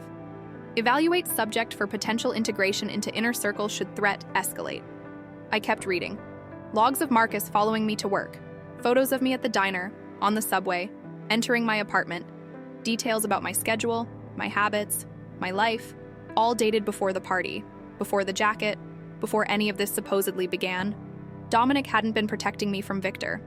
He'd been studying me, preparing me, grooming me for exactly this moment, when I'd be vulnerable enough to need him and isolated enough to accept his help. The jacket at the party, not forgotten, planted. Left deliberately for me to take so he'd have an excuse to make contact. Everything had been orchestrated, every moment calculated. I wasn't a victim who'd stumbled into danger. I was a mark who'd been chosen 3 weeks before I ever knew Dominic Carver existed. And I'd fallen for it, kissed him, trusted him, chosen him. My phone buzzed. Another text from the unknown number. Now you see him. Really see him. The question is, does knowing the truth change how you feel? Because he's on his way back. And when he walks through that door, you'll have to decide if you can love a man who sees people as assets, or if you're finally ready to become someone who can't be played. The front door opened, footsteps on the stairs. Dominic, coming back like he'd promised. I stood, Project Mercy still open on my laptop, my heart hammering against my ribs. He appeared in the doorway, saw my face, saw the laptop, and stopped. Emma, you've been watching me for a month. I held up the laptop, planning this, planning me. His expression didn't change, didn't deny it. Yes, the jacket, the party, all of it was manufactured. Yes. Why? He stepped into the room slowly, like I was something wild that might bolt. Because Joel Mitchell put out feelers 6 weeks ago. Hired a private investigator to find you. The investigator was sloppy, asking questions in the wrong neighborhoods. My people heard about it, flagged it. When I learned there was a woman in my territory being hunted by an abuser, I looked into it, looked into you. So you set a trap, used me as bait. I set up protection. The jacket was a way to make contact that didn't put you at risk. If you'd returned it, I would have found another way, but you kept it. That told me you were smart enough to recognize when someone was offering help, even if you didn't understand the terms. I didn't consent to this. You couldn't. If I'd approached you directly, told you I was a dangerous man offering protection from your ex, you would have run, and you would have been right to. So I created a scenario where you'd come to me. I wanted to scream, wanted to hit him. But underneath the rage was something else. Something that sounded like my therapist's voice from 3 years ago. Emma, running is a survival strategy. But at some point, you'll have to decide if you want to survive or if you want to live. I'm not a chess piece, I said. No, you're the queen, the most powerful piece on the board. And I'm the king trying not to get you killed while we figure out who's playing against us. Stop. I held up my hand. Stop with the metaphors and the manipulation and tell me, plainly, honestly, what you want from me. He met my eyes. No games, no strategy, just raw honesty that felt like standing too close to a fire. I want you to stay. Not because you're afraid, or because you owe me, or because I've engineered circumstances to make you dependent. I want you to stay because you choose to. Because you see what I am. Manipulative, controlling, dangerous, and you decide I'm worth the risk anyway. That's not love. That's Stockholm Syndrome. Maybe. He smiled, sad and knowing. Or maybe it's two broken people recognizing that survival looks different when you're not alone. I can't give you normal, Emma, can't give you safe, but I can give you honest. And I can give you a choice right now. Walk away, and I'll make sure Joel never finds you. Stay. And we figure out together who's been pulling both our strings. I looked at the laptop, at Project Mercy, at the evidence of his manipulation. Then I looked at him, at the exhaustion in his eyes, the blood still on his hands from tonight's fight, the way he stood like he was waiting for the blow he knew he deserved. He was right about one thing. I'd spent 3 years running, and I was so tired. Not just physically, tired of being afraid, tired of making myself small, tired of letting my past dictate my future. Maybe staying with Dominic was a mistake. Maybe I was repeating patterns, choosing danger because it felt familiar. Or maybe, just maybe, I was finally choosing myself. Choosing to be seen fully, manipulation and all, and deciding I was strong enough to handle it. One rule, I said, my rule. Name it. Don't lie to me, even when you think the truth will hurt, even when you think I can't handle it. If you're going to play games with my life, I need to know the rules. Deal. I closed the laptop, crossed to where he stood, looked up at him. This dangerous man who'd orchestrated my life like a screenplay and somehow made me feel more alive than 3 years of safety ever had. I'm staying, I said. Not because I trust you, because I want to find out if I can. Relief flickered across his face, then something darker, hungrier. Emma, but if you ever use me as bait without telling me first, I'll make sure you regret it. Noted. I reached up, grabbed his shirt, pulled him down to my level, kissed him hard enough to leave marks. His hands came up, tangled in my hair, and for one perfect moment there was no strategy, no manipulation, no games. Just two people who'd been playing defense so long they'd forgotten what offense felt like. When we broke apart, I whispered against his mouth, "Who sent me Project Mercy?" "I don't know, but we're going to find out." My phone buzzed. One final text from the unknown number. "Welcome to the game, Emma Walsh. Now the real fun begins." Below it, a photo, not of me, not of Dominic, of a gravestone, fresh flowers laid across it. The name carved in marble made my blood run cold. Isabel Carver, Dominic's sister. The woman in the photo I'd seen in his office. The one he'd said trusted the wrong person. And below the photo, one final message. She chose him too. Look how that turned out. The photograph of Isabel Carver's grave stayed burned into my vision long after I closed my phone. Fresh flowers, recent visit. Someone had been there. Someone who knew her death mattered to Dominic, who knew it would matter to me. I showed him the image without saying a word, watched the color drain from his face, watched his jaw clench so hard I heard his teeth grind, then watched something I hadn't seen before. Dominic Carver losing control. He threw his phone across the room. It shattered against the wall, pieces scattering across the hardwood like shrapnel. His hands braced against the desk, knuckles white, shoulders heaving. For 10 seconds, he was just a man drowning in grief disguised as rage. Then he straightened, composed himself with visible effort. When he looked at me, his eyes were empty. Not cold, empty, like he'd locked every emotion behind a door he couldn't afford to open. "I need to make some calls," he said. His voice came out mechanical. "Dead. Stay here. Marcus is outside. Dominic. Not now, Emma. Please. Not now." He left. I heard his footsteps on the stairs, heard a door close with careful precision, the kind of careful that preceded violence or breakdown. I stood alone in his office, surrounded by his books and his secrets, and the ghost of a woman I'd never met but who suddenly felt more present than anyone alive. I could have respected his privacy. Should have given him space to grieve or rage or whatever he needed to do. Instead, I did what I'd learned to do when men kept secrets. I went looking for the truth they wouldn't tell me. The photo I'd seen in his study at the warehouse, the one of Isabel. I hadn't really looked at it then, too distracted by everything else, but now I needed to see her face. Needed to understand who she was and why someone would desecrate her grave as a threat. I found the photo in his desk drawer, tucked inside a leather portfolio with other documents. Isabel Carver, maybe 25 in the picture, with Dominic's dark hair and the same sharp intelligence in her eyes. But where Dominic's gaze held warning, hers held warmth. She was smiling, genuine, unguarded, with her arm around a younger Dominic who looked softer somehow. Less carved from stone. Behind the photo, newspaper clippings. I spread them across the desk, pulse quickening. Isabel Carver, 28, found dead in Brooklyn apartment. Police investigating.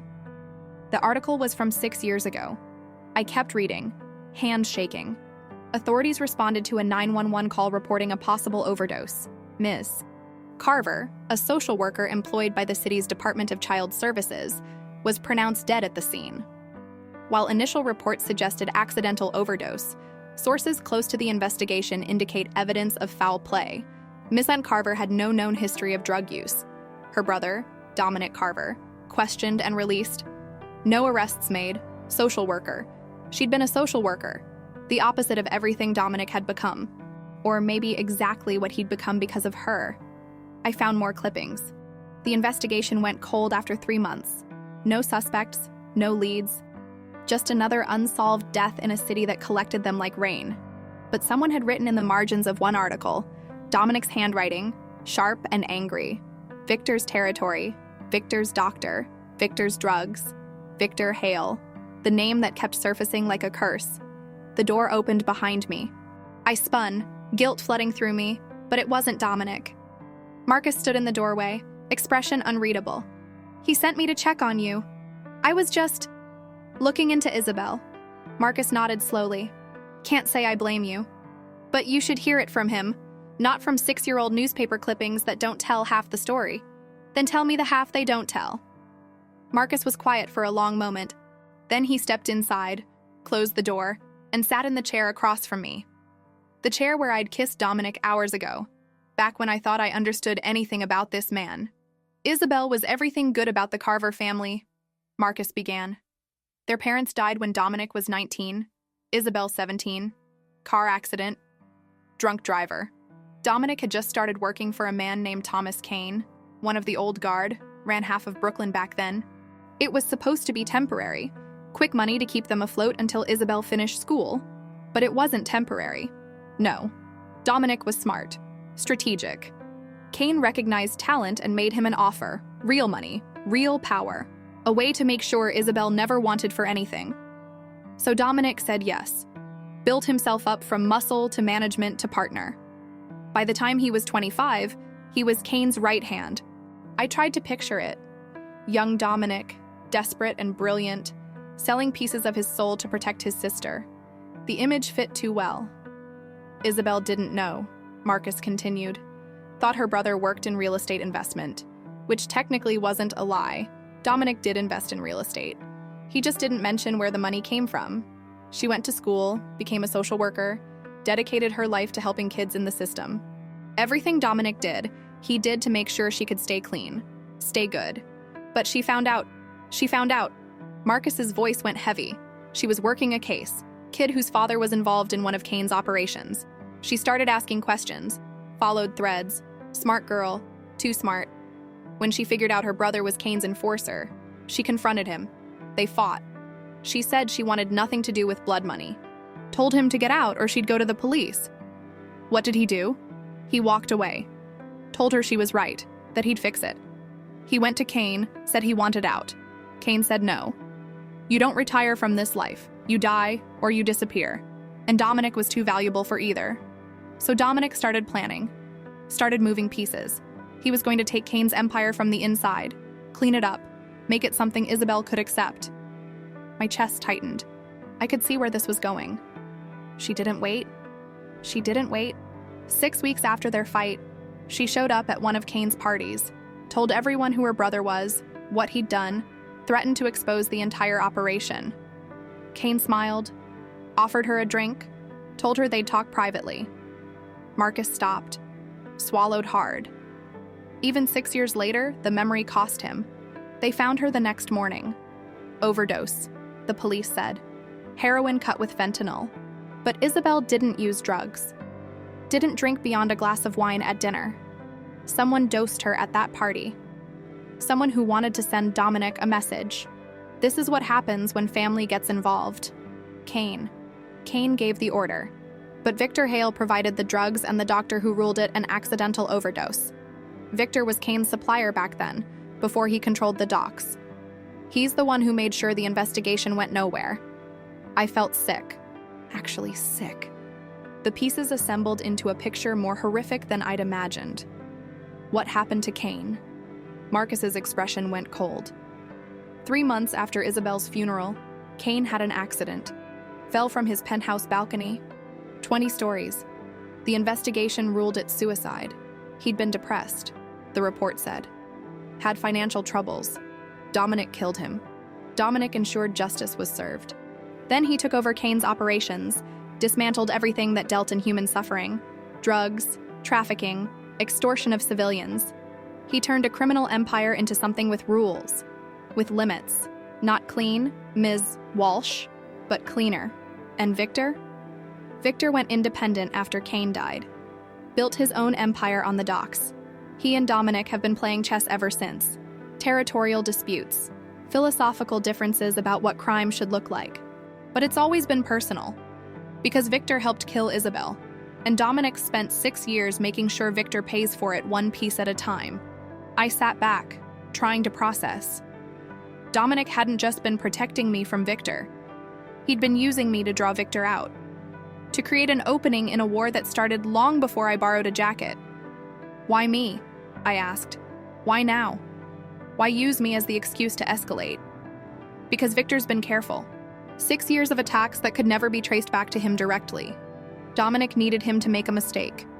To come after someone Dominic cared about publicly enough that there'd be witnesses, evidence, a clear line from Victor to the crime. So I'm bait. Deliberate bait. You were supposed to be... Marcus met my eyes. But something changed. Dominic didn't expect to actually care about you. Didn't expect you to be more than a strategic asset. And now I'm a liability. Now you're something he can't afford to lose. There's a difference. The door opened. Dominic stood there, eyes red-rimmed but dry, expression carved from granite. He looked at Marcus. Give us a minute. Marcus left without argument. Dominic closed the door. We stood on opposite sides of the room. The evidence of his sister's death spread across the desk between us. You read the articles, he said, not a question. Yes. Marcus told you the rest. Yes. He nodded slowly, crossed to the desk, gathered the clippings with careful hands, returned them to the portfolio. I should have told you about Isabel from the beginning. Should have explained why Victor's attention on you wasn't random. But I couldn't. His voice broke, just fractured, right down the middle. He pressed his palms against the desk, head bowed, and I watched Dominic Carver, dangerous, controlled, calculating, completely fall apart. I couldn't say it out loud, he whispered. Couldn't admit that I'd learned nothing. That 6 years after I got my sister killed by pulling her into my world, I did the exact same thing to you. I saw you at that party and I thought, here's an opportunity. Here's someone Victor might notice. Someone I could use to draw him out. I left the jacket deliberately. Watched you take it. Watched you become visible in all the ways that would catch his attention. You used me. I used you. And then I watched you for 3 weeks and saw you weren't just strategic value. You were brave, careful. You'd survived something that should have broken you. And you rebuilt yourself into someone who still smiled at rude customers and gave your last dollar to the homeless woman outside the subway. You were good. Actually good. And I thought, she's going to hate me when she finds out. And she should. I should have been furious. Should have grabbed my bag and walked out and never looked back. But instead, I heard myself ask, when did you stop seeing me as a strategy? He lifted his head, met my eyes. The first time you wore the jacket to bed. Marcus sent me footage. You, alone in your apartment, wrapped in my leather like it could protect you from nightmares. And I realized I'd given you something I couldn't take back. Not the jacket. Safety. The illusion of it, anyway. And you'd accepted it like you'd been waiting your whole life for someone to offer. That's not an answer. You want honesty? He straightened, crossed to me slowly. I stopped seeing you as strategy the moment you chose to warn me about Victor's ambush instead of using it to escape. That's when I knew you weren't just brave, you were dangerous. The good kind of dangerous. The kind that makes men like me want to be better. I'm not your redemption, Dominic. I know. But maybe you're the reason I finally want to try. The words hung between us, heavy with the weight of everything unsaid. His sister's death. His 6-year war. The fact that I was standing in the ruins of his life, trying to decide if I could build something from the wreckage. Tell me about her, I said softly. Not what's in the articles. Tell me who Isabel was. Something in his expression softened. Almost smiled. She was relentless. Used to drag me to protests, fundraisers, volunteer events. Believed people were fundamentally good, just broken by circumstance. I'd tell her she was naive. She'd tell me I was cynical. We were both right. She sounds like she was the best of you. She was the only good part of me. When she died, I thought, that's it. No more pretending there's anything worth saving. I'd just be what everyone expected. Cold, efficient, dangerous. But you cleaned up Kane's operations anyway. Because she would have wanted me to. Even hating what I'd become, she would have wanted me to minimize harm. So I did. I turned an empire built on suffering into something with rules. No drugs that kill, no trafficking, no civilian casualties when they can be avoided. It's not redemption, Emma. It's just less damnation. I reached across the space between us, took his hand, felt him flinch like the touch burned. Isabel didn't die because of you. She died because Kane was a monster, and Victor enabled him. You didn't pull the trigger. You didn't force the drugs down her throat. You just loved her enough to try to protect her, and sometimes love isn't enough, says the woman who ran from Joel. Says the woman who learned that leaving was the only way to survive. I gripped his hand harder. You want to know why I stayed? Why I chose to warn you instead of running? Because for 3 years, I blamed myself for Joel. Thought if I'd been better, prettier, quieter, more obedient, he wouldn't have needed to control me. And then I met you. Watched you manipulate me, use me, put me in danger. And you know what? You still gave me a choice. You still treated me like I had agency. Like my decisions mattered. That's a low bar, Emma. It's the only bar I have. My voice came out raw. Joel spent 2 years convincing me I was nothing without him. And I believed it. Even after I left, I believed it. Every double shift, every empty apartment, every moment I made myself invisible. It was all proof that he was right. But then you saw me. Actually saw me. And instead of trying to make me smaller, you asked me to be bigger. To be brave. To fight. You were always brave. I just gave you a reason to show it. Then let me keep showing it. I stepped closer. Let me be part of this. Not as bait, not as strategy. As a partner who chooses to stand with you even knowing the cost. The cost is everything. Emma, Victor won't stop. Whoever sent you that photo of Isabel's grave won't stop. And somewhere in my organization, there's a traitor feeding information to enemies I can't see. Staying with me means living in that chaos. Means accepting that any moment could be the last. I've been living like that since I left Joel. At least with you, I'm not alone. He pulled me against him, not gentle, not careful, just desperate.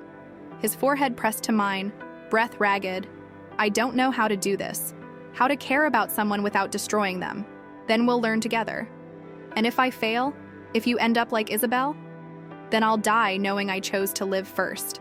I cupped his face in my hands, but I'm not Isabel. I'm not good. I'm not innocent. I'm a woman who stole your jacket and kept it because I knew, on some level I knew, it meant protection and danger in equal measure. And I took it anyway. So stop trying to save me from myself and let me make my own mistakes. He kissed me. Hard. Claiming. His hands tangled in my hair and I tasted salt. Tears. His or mine. I couldn't tell. The kiss was apology and promise and fear all wrapped together. When we broke apart, he whispered against my mouth, I can't lose you. Then don't let me go. I won't. Even if I should. My phone buzzed. We both froze. I pulled it out with shaking hands. Another text from the unknown number. Of course. Touching. Truly. But while you two are having your moment, Joel's on a plane to New York. Lands in 3 hours. He thinks he's coming to save you. Victor thinks he's coming as leverage. The truth? He's coming because I told him you needed him. Thought you should know. The past doesn't stay buried just because you want it to. Sometimes it comes looking for you. Sometimes it comes with flowers and apologies and a knife hidden behind its back. Below the text, Joel's flight information. Delta 2847, landing at JFK at 11:47 p.m. Dominic read over my shoulder. Went very still. He's the final piece. What? Victor's been playing a long game. The surveillance, the threats, the ambush. All of it was to make me focus on protecting you, to make me vulnerable. But Joel's the knife. He gets close to you, wins your trust. And when the moment's right, Victor uses him to destroy us both. Joel's not working with Victor. He's too... I stopped. Tried to find words for what Joel was. Too broken, too proud, too obsessed, too predictable. Dominic pulled out his phone. Not the shattered one, a backup from his desk drawer. Victor's strategy isn't complicated. He finds people's weaknesses and exploits them. Joel's your weakness, or he was. And what's yours? He looked at me. Just looked at me. And I understood.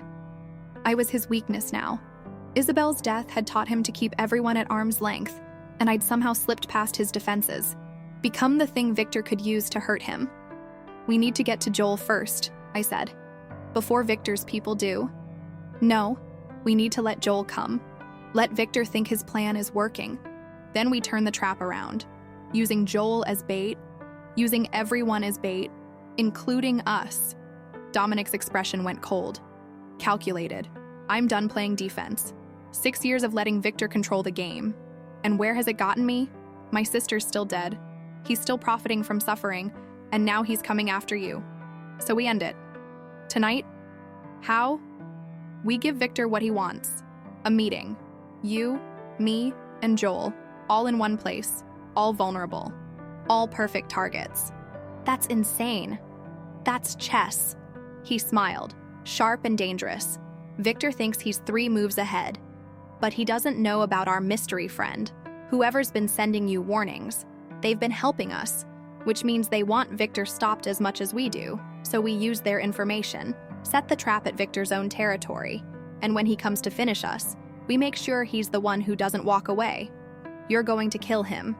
I'm going to end a 6-year war the only way wars end. With definitive victory, I should have been horrified, should have argued for calling the police, for legal solutions, for anything that didn't involve premeditated murder. But Victor had killed Isabel, had threatened me, had orchestrated violence and manipulation and terror for half a decade, and the law had done nothing. Justice had been a joke. Sometimes the only way to stop monsters was to become something more monstrous. What do you need me to do? I asked. I need you to face Joel. One last time. Let him think he's rescuing you. And when the moment comes, I need you to choose, him or me, past or present. The man who hurt you, or the man who's trying not to, that's not a choice. It will be when he's standing in front of you, when he's crying and apologizing and telling you he's changed. Joel's had 3 years to perfect his performance. He's going to try to make you doubt everything. Doubt me. Doubt yourself. Doubt whether leaving was the right choice. I won't fall for it. Emma, he gripped my shoulders. Look at me. I've watched you. I know how you think. You spent 2 years with Joel. 2 years of him slowly breaking you down, convincing you that you needed him. That kind of conditioning doesn't disappear just because you run. It's in your bones. And Victor knows it. That's why Joel's the final play. I wanted to argue. Wanted to insist I was stronger than that. But Dominic was right. I'd spent 3 years rebuilding myself, and I still heard Joel's voice in my head sometimes. Still wondered if leaving had been brave or cowardly. Still carried the weight of his words like stones in my pockets. Then help me, I whispered. When he's standing there, when he's saying all the right things, help me remember who I chose to become. I will. I swear it.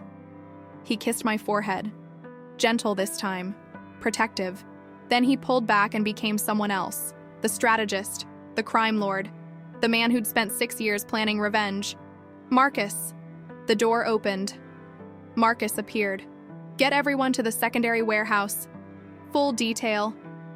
We're moving now. Boss, it's almost midnight. I don't care what time it is. Victor's making his move tonight, and we're going to be ready. Tell Anthony I need the equipment from storage. Tell James to activate the police contacts. And tell everyone. This ends tonight. One way or another. Marcus looked at me. Something like pity crossed his expression. Then he nodded and left. Dominic turned back to me. Last chance to walk away. I'm not walking anywhere. Then get ready. Because in 3 hours, Joel walks off that plane. And whatever happens after, there's no going back. I thought about the girl I'd been 3 years ago. Frightened, small, convinced she was nothing without a man who treated her like property. Then I thought about the woman I'd become. Still frightened, still small, but learning to stand anyway. Learning that bravery wasn't the absence of fear. It was the choice to move forward despite it. I picked up the knife Dominic had given me, felt its weight, felt what it represented, the capacity for violence I'd discovered at the pier, when survival had mattered more than morality. I'm ready, I said. But I wasn't. Not really.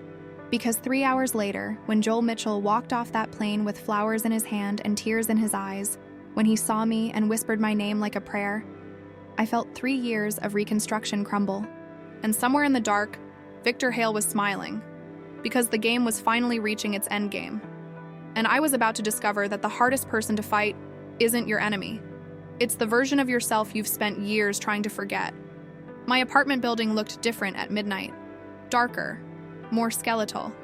The streetlights cast shadows that moved wrong, and every parked car felt like it might contain someone watching. Dominic parked 2 blocks away. Tactical positioning, he called it. We walked the rest of the way. Marcus ahead scanning for threats. Joel beside me radiating nervous energy. Dominic at my back like a wall I could feel but not see. The stairs to my 5th floor walk-up had never felt longer. Each step echoed too loud in the stairwell. Joel kept looking back, checking exits, his hand hovering near his pocket like he expected violence. Maybe he did. Maybe we all did. The air felt charged with the kind of anticipation that preceded storms or funerals, something inevitable and terrible rushing toward us at terminal velocity. Sarah wasn't home, thank God. I'd texted her earlier to stay at her boyfriend's place, some excuse about fumigation. She'd sent back 3 exclamation points and a thumbs up. Oblivious, safe. Sometimes ignorance was its own kind of armor. I unlocked the door with shaking hands. The apartment was exactly as I'd left it this morning, a lifetime ago, before Joel's plane landed, before the airport chase, before everything fractured and reformed into this new, unstable shape. Dishes in the sink, coffee mug on the counter. My life, frozen in amber, waiting for me to return and resume being the person I'd been pretending to be. But that person was gone, burned away in the last 4 hours. Whoever walked out of this apartment wouldn't be the same woman who'd walked in. "Where's this box?" Dominic asked, his voice low, controlled, but I heard the edge underneath. The tension of a man operating in enemy territory. Bedroom. Under the bed. We moved as a unit, Marcus checking the windows, Dominic scanning for surveillance equipment, Joel hovering in the doorway like he wasn't sure he was allowed inside. I knelt beside my bed, reached underneath, and pulled out the cardboard box I'd shoved there 3 years ago and never opened. It was smaller than I remembered. Just a medium moving box, sealed with packing tape that had yellowed with age. My handwriting on the side in black Sharpie, Philadelphia, don't open. I'd written that in the bus station bathroom, hands shaking so badly I could barely grip the marker. Don't open. Don't look back. Don't let the past contaminate the future. I'd been so sure that forgetting was the same as healing, that if I just never touched these items again, they'd cease to matter. But the past doesn't work that way. It doesn't disappear just because you stop looking at it. It just waits, patient and inevitable, until you're ready or until you have no choice. Emma, Joel's voice, soft with recognition, you kept that. I kept everything I couldn't throw away. My hands hovered over the tape. Part of me wanted to walk away, let the box remain sealed, preserve whatever truth it contained as Schrodinger's revelation, simultaneously dangerous and harmless until observed. But that wasn't an option anymore. Someone knew what was in here. Someone had sent me here specifically to open it, which meant the contents mattered, which meant opening it was the only way forward. I tore the tape. The smell hit me first. Old paper, stale perfume, the particular mustiness of items that had been sealed away from air and light. I pulled back the flaps, and my breath caught. Photos, dozens of them, loose, spilling across the top layer. Me and Joel from 2 years we'd spent together. Me at 23, smiling too wide, eyes bright with something that might have been happiness or might have been fear disguised as joy. Joel with his arm around me, possessive even in stillness. Photos of us at restaurants, at parks, in his apartment, that apartment I'd fled from in the middle of the night. But underneath the photos, documents. I pulled them out with numb fingers. Medical records. From the hospital visits I'd tried to forget. The time I'd fallen down his stairs. The time I'd walked into a door. The time I'd had a panic attack that left bruises shaped like fingers around my throat. Each report carefully worded, documenting injuries without documenting cause. The paperwork of a woman being destroyed by increments. Jesus, Marcus breathed behind me. Joel made a sound like something breaking. Emma, I didn't know you kept... You didn't know because you never asked what happened to me after you hurt me. You just assumed I healed and moved on. But this is what moving on looks like. A box of evidence I couldn't throw away because some part of me knew I'd need proof. Proof that it happened. Proof that I wasn't crazy. Proof that leaving was the only sane choice. I kept digging. Beneath the medical records, a journal. Cheap composition notebook with a purple cover. Pages filled with my handwriting.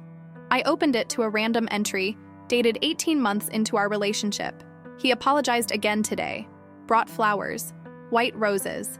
Said he didn't mean to push me, that I just made him so crazy sometimes, so scared of losing me. I told him it was okay. I always tell him it's okay. Because if I don't, if I get angry or hurt or insist it wasn't okay, then it gets worse. So I smile and accept the flowers and pretend my shoulder doesn't ache where I hit the wall. Pretend I don't see the satisfaction in his eyes when I forgive him. Pretend this is love. Dominic read over my shoulder. Said nothing. But his jaw went tight, and when I glanced back, his eyes had gone cold. The kind of cold that preceded calculated violence. Joel was crying. Actually crying. Shoulders shaking. One hand pressed against the door frame like it was the only thing holding him up. I'm sorry. God, Emma. I'm so sorry. I knew I hurt you, but I didn't. Seeing it written down, seeing what I did to you. Save it, I said. Not cruel, just tired. You're sorry now because you're confronted with evidence. But where was the sorry when it was happening? Where was the awareness that you were destroying someone? I was sick. You were making choices. I stood, holding the journal like a weapon. Every time you pushed me, that was a choice. Every time you grabbed too hard, that was a choice. Every time you apologized and promised to change, and then did it again, that was a choice. So don't stand there crying about who you were. Own who you were. Own what you did. The silence that followed felt like the aftermath of an explosion. Joel slid down the doorframe until he was sitting, head in his hands, making sounds I couldn't identify as sobs or laughter, or the sound of a psyche finally breaking under the weight of its own guilt. Marcus knelt beside the box, pulling out more items with careful, methodical hands. A copy of the restraining order I'd filed. Photos of my injuries taken by a nurse who'd asked the right questions even when I gave the wrong answers. A letter I'd written to myself but never sent, detailing every incident, every apology, every time I'd convinced myself it would get better. This is evidence, Marcus said quietly. Legal evidence. If you wanted to press charges, the statute of limitations ran out. I'd checked, multiple times, obsessively. And Pennsylvania law is complicated for domestic violence cases. It was over before I found the courage to pursue it. Not for civil court, Dominic said. He'd moved to stand beside me, close enough that I could feel his presence like heat. You could sue him. Make him pay for medical bills, pain and suffering, the therapy you couldn't afford. This documentation is thorough enough to build a case. Joel's head snapped up. You're talking about ruining my life. I'm talking about consequences. Dominic's voice went lethal. Something you've spent 3 years avoiding. You got therapy. Good for you. But Emma got trauma. Emma got 3 years of jumping at loud noises and checking over her shoulder and working herself to exhaustion because sitting still meant remembering.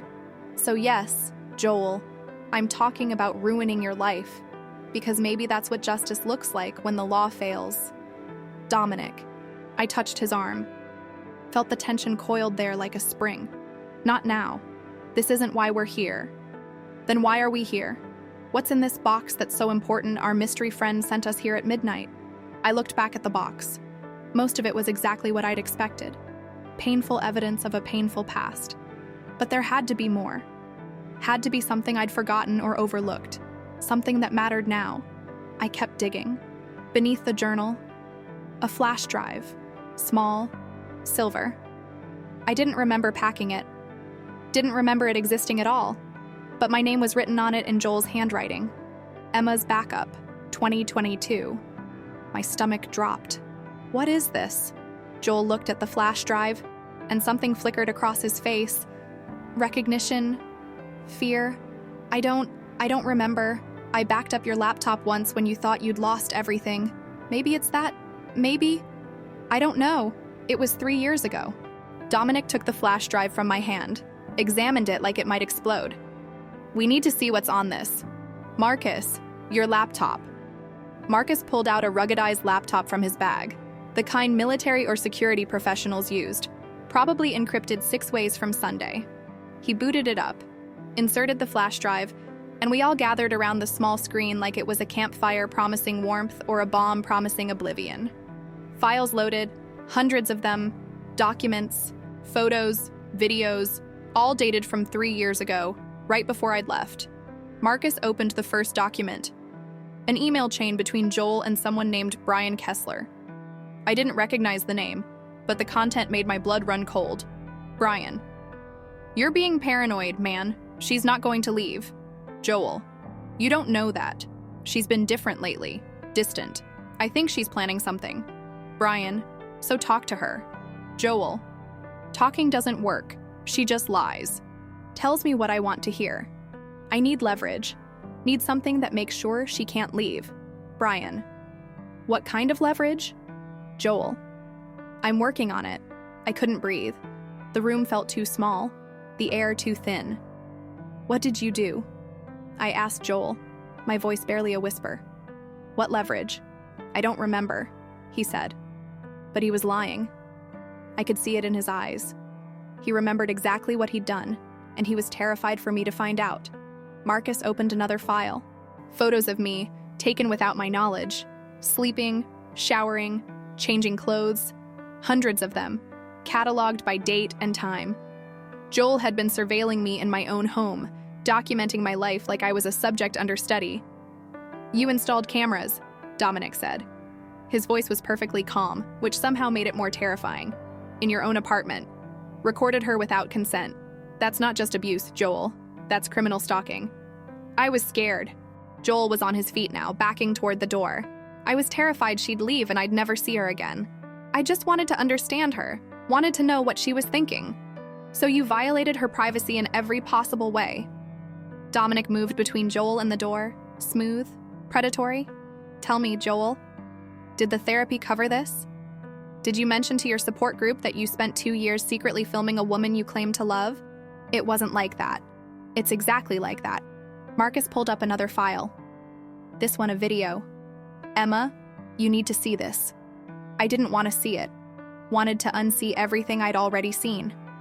Wanted to go back to 5 minutes ago when the worst thing in this box was medical records and painful memories. But I looked anyway, because not looking was how things festered. How truth stayed buried until it poisoned everything. The video showed me and Joel in his apartment. Me on the couch, him standing over me. Audio was muffled but clear enough to hear. Joel: "You're not leaving this apartment until you tell me where you went." Me: "I went to coffee with Melissa. I told you that." Joel: "You're lying. I checked your phone. You were gone for 3 hours." Me: "We talked. We walked around. That's what people do." Joel: "What people? What other people are you seeing?" Me: "No one." Joel: "Please. Joel, don't lie to me." The video showed him grabbing my shoulders, shaking me, my head snapping back and forth, me trying to pull away, him gripping harder. Then the camera angle shifted. He must have had multiple cameras, and I saw myself on the floor, Joel standing over me, his expression twisted with rage and something else. Something that looked like satisfaction. The video ended. The room was silent except for the sound of Joel's ragged breathing and my heart pounding so loud I thought everyone could hear it. "You kept this," I said. "Kept video evidence of yourself abusing me." "Why?" Joel's face crumpled. "Because I wanted to remember.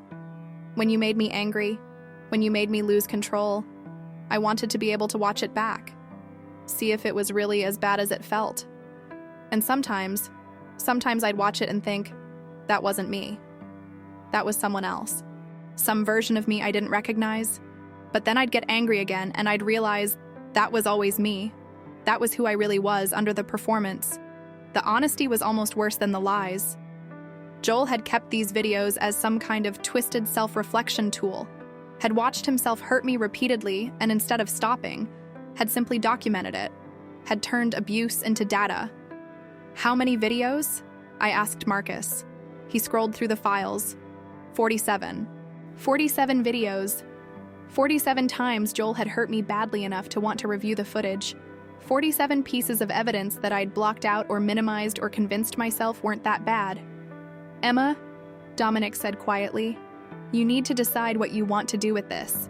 We can take it to the police. We can take it to a lawyer. Or..." He didn't finish the sentence. Didn't need to. "Or we can handle this ourselves," was implied in the cold rage I saw in his eyes when he looked at Joel. But before I could answer, Marcus's phone buzzed. He answered, listened, his expression shifting from concern to alarm. "How many?" "Copy. Stall them if you can." We're moving now. He hung up. Victor's people just surrounded the building. 6 men, front and back exits covered. We have maybe 3 minutes before they breach. Joel went pale. This is a trap. That flash drive. Someone wanted us here. Wanted us cornered. Or someone wanted us to find the evidence before Victor destroyed it, I said. The anonymous sender. They've been helping us. By leading us into an ambush. Dominic pulled his gun, checked the chamber with practiced efficiency. Some help. Marcus moved to the window, peered through the blinds. Black SUVs, professional positioning. This isn't a shakedown crew. This is a kill team. My apartment, my safe space. The place I'd turned into a fortress against the past. And now it was a trap. Walls closing in, exits blocked. I thought about the girl I'd been 3 years ago, packing this box with shaking hands, promising herself she'd never be vulnerable again. That girl had thought running was safety, had thought distance was armor. She'd been wrong. Safety wasn't geography. It was choice. It was standing in the ruins of your past and deciding who you were going to be in your present. The fire escape, I said. It goes to the roof. From there, we can cross to the next building. That's 7 stories up. In the dark. In November. Marcus looked at me like I was insane. Even if we make it, they'll be waiting on the street. Then we don't go to the street. We go up. There's a maintenance hatch on the roof that leads to the building's water tower. It's big enough to hide in. We wait them out. For how long? As long as it takes. Dominic studied me for a moment, then nodded. Take the laptop. Take the flash drive. Take anything we can't afford to lose. We move in 90 seconds. We grabbed what we could, the flash drive, the journal, some of the medical records. I shoved them into a backpack, grabbed Dominic's jacket from where I'd left it hanging on my chair, and we moved. Out the bedroom, through the kitchen, to the window that led to the fire escape. Below, I could hear boots on stairs, voices speaking in low tones, the coordinated movement of professionals executing a plan. They'd be at my door in 30 seconds. Maybe less. Dominic went first, testing the rusted metal of the fire escape. It groaned under his weight, but held. Marcus next. Then me. Then Joel bringing up the rear. The November wind hit like a fist, cold enough to steal breath, strong enough to make the ancient fire escape sway. Don't look down, I told myself. Don't think about the 7-story drop. Don't think about the rust. Don't think about anything except the next rung, the next step, the next breath. We climbed. Behind us, I heard the sound of my apartment door being kicked in. Heard men entering, searching, realizing we'd just left. Heard someone shout orders, and the building shook with the weight of them thundering up the stairs. The roof. We hauled ourselves over the edge, and I led them to the water tower, an ancient wooden structure that looked like something from a Western, completely out of place on a Lower East Side tenement. The maintenance hatch was exactly where I remembered, hidden behind decades of pigeon droppings and decay. How did you know about this? Dominic asked as he pried open the hatch. Sarah and I got locked out once. Landlord took 3 hours to come. We explored, found this. Thought it was romantic or something. Secret places in the city. Romantic. Marcus smiled grimly. Right. Inside. Now. We climbed into the water tower. It was empty. The building had switched to city water years ago. Just a hollow wooden cylinder maybe 8 feet in diameter, tall enough to stand in if you were short. We pulled the hatch closed behind us and stood in total darkness, breathing hard, listening to the sounds of Victor's men searching the roof. Spread out, someone shouted. Check every corner. They're up here somewhere. Footsteps, getting closer. I pressed myself against the wooden wall, felt Joel beside me shaking, felt Dominic on my other side perfectly still, gun drawn, ready to shoot anyone who opened the hatch. Marcus had positioned himself at an angle where he could cover the most area with his weapon. The footsteps stopped right outside our hiding place. What about the water tower? A voice asked. It's sealed, another voice answered. Hasn't been opened in years. They couldn't have gotten in. Check it anyway. My heart stopped. Dominic's finger moved to the trigger. If that hatch opened, people would die. Maybe us. Maybe them. Definitely someone. But then a phone rang. The man outside answered. Yeah. You're sure? Copy that. Fall back. Target's been spotted in Queens. The footsteps retreated. We waited in the darkness, barely breathing, for what felt like hours but was probably 10 minutes. Finally, Marcus's phone buzzed silently. Text from one of his men on the ground. All clear. They bought the diversion. We climbed out of the water tower into cold November air that tasted like freedom. The city stretched out around us. Millions of lights, millions of lives, completely unaware that we'd almost died while they slept. Queens, I asked. I had Anthony leak fake surveillance showing you at a warehouse in Long Island City, Marcus explained. Bought us time. How much time? Maybe an hour, maybe less. Victor's smart. He'll figure out it was a diversion. Then we use the hour, Dominic said. We get somewhere safe. We figure out our next move. And we figure out who the hell sent us to that apartment tonight. Someone who wanted us to find the flash drive, I said. Someone who knew what was on it. Joel spoke from behind us, voice small and broken. Brian Kessler. We all turned. Joel looked like he'd aged 10 years in the last hour. Brian Kessler. The guy in the emails. He's the only other person who knew about the surveillance. He helped me install the cameras. Said I had the right to know what Emma was doing when I wasn't around. Where is he now? Dominic asked. New York. He moved here about 2 years ago, works in finance. We don't really talk anymore. After Emma left, I told him what I'd done, how bad it had gotten. He said I was weak for feeling guilty, that women needed strong men to guide them. We stopped being friends after that. Brian Kessler in finance in New York, Marcus said, already typing on his phone. That's specific enough. Give me a minute. We waited on the roof while Marcus worked his magic. Below us, the city continued its eternal rhythm. Sirens, horns, the distant bass of music from someone's party. Normal life, continuing obliviously while we stood in the ruins of mine. Got him, Marcus said. Brian Kessler, 31, works for venture capital firm in Midtown. But that's not the interesting part. The interesting part is his previous employer. Let me guess, I said. Victor Hale. Victor Hale worked in his import-export business for 3 years before going legitimate, or legitimate adjacent anyway. The pieces fell into place like tumbling dominoes. Brian had worked for Victor, had access to his operations, his resources, his methods. When Joel had told Brian about me, about his obsession with keeping me, Brian had seen an opportunity, a way to get leverage on someone who might be useful later. He's the traitor, I said. Brian's the one feeding information to both sides. He's trying to take down Victor from the inside by using us. But why? Joel asked. Why would Brian care about taking down his former boss? Because Victor doesn't do retirement plans, Dominic said grimly. Once you work for him forever. Going legitimate means becoming a liability. Brian probably decided offense was better defense. So he's using Emma's history with Joel as ammunition, Marcus said slowly. He knew about the surveillance footage, probably kept a copy, knew if it ever came out it would destroy Joel, and knew Victor could use Joel as leverage against Emma. So he's been playing both sides, helping us stop Victor while simultaneously ensuring Joel gets caught in the crossfire. That's insane, Joel whispered. He's willing to ruin my life just to hurt Victor? No, I said quietly. He's willing to ruin your life because you deserve to have it ruined. The fact that it also hurts Victor is just convenient. Joel flinched, but he didn't argue. Couldn't argue. Not with 47 videos of evidence documenting exactly what kind of person he'd been. So what do we do? I asked Dominic. Brian's the one who's been helping us. Without his information, we can't touch Victor. We use him, Dominic said. Let him think his plan is working. Let him think we're following his script. And when the moment comes, we flip it. Turn his strategy against both him and Victor. How?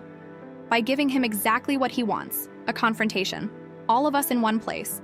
Victor, me, you, Joel, Brian. Everyone with skin in the game, everyone with something to lose. We force the end game. That's suicide. That's chess. Dominic smiled, cold and sharp. And I've been playing this game for 6 years. Time to finish it. My phone buzzed. Text from the unknown number. From Brian, I now knew. Did you find what you were looking for? Good. Now comes the hard part. Victor's hosting a gathering tomorrow night. Pier 17, Warehouse D. He's moving a shipment. The same product he used to kill Isabel. The same product that's killed hundreds since. You can stop him. You can end this. But you have to be willing to risk everything. All of you. Together. Tomorrow at midnight. Come alone or don't come at all. This is your only chance. Below the text, a photo, the warehouse, armed guards, and in the center, Victor Hale himself, standing beside shipping containers that probably held enough fentanyl to kill thousands. Tomorrow night, I said, showing them the text. This is it. This is endgame. Dominic read the message, and something in his expression shifted. Not fear, not determination. Something else. Something that looked like relief. Like a man who'd been carrying a burden so long he'd forgotten what it felt like to put it down. Tomorrow night, he confirmed. We end this. All of it. Victor. The war. The cycle. And Brian? Marcus asked. What do we do about him? We let him think he won, Dominic said. Let him think his plan worked perfectly. And then we make sure he learns the same lesson Victor's about to learn. What lesson? Dominic looked at me, then at Joel, then back at Marcus. That the past doesn't stay buried just because you want it to. Sometimes it comes back. Sometimes it demands payment. And sometimes justice looks like people who've been hurt deciding they're done being victims. We climbed down from the roof, left my building through a basement exit I'd never known existed. Walked through dark streets back to Dominic's car, 4 people bound by trauma and strategy and the desperate hope that tomorrow night would bring closure instead of catastrophe. Joel walked beside me, silent, carrying the weight of 47 videos and 3 years of denial. At one point, he said quietly, Emma, after tomorrow, after whatever happens, I'm going to turn myself in, take the flash drive to the police, confess everything. I can't carry this anymore. Can't pretend therapy fixed what I broke. You deserve justice, real justice. I looked at him, really looked at him, and saw not the monster who'd hurt me, but the human who'd been consumed by his own damage. Still dangerous, still responsible, but also broken in ways I recognized because I'd been broken too. That's your choice, I said. Your consequence to choose. But Joel, don't do it for me. Do it because you finally understand that actions have weight. That the people we hurt don't heal just because we want them to. That redemption isn't something you earn. It's something you spend the rest of your life trying to deserve. He nodded, wiped his eyes, and for the first time in 3 years, I felt something for Joel that wasn't fear or anger or bitterness. I felt pity, and maybe that was the closest I'd ever get to forgiveness.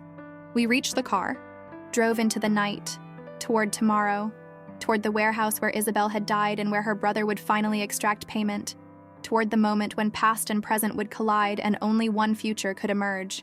I leaned against Dominic, felt his arm come around me, and wondered if surviving was always this exhausting. If moving forward always required dragging the weight of everything behind you. If healing was less about forgetting and more about learning to carry scars without letting them define you. Tomorrow night, we'd find out. Tomorrow night, everything ended, one way or another. The only question was whether we'd survive to see what came after.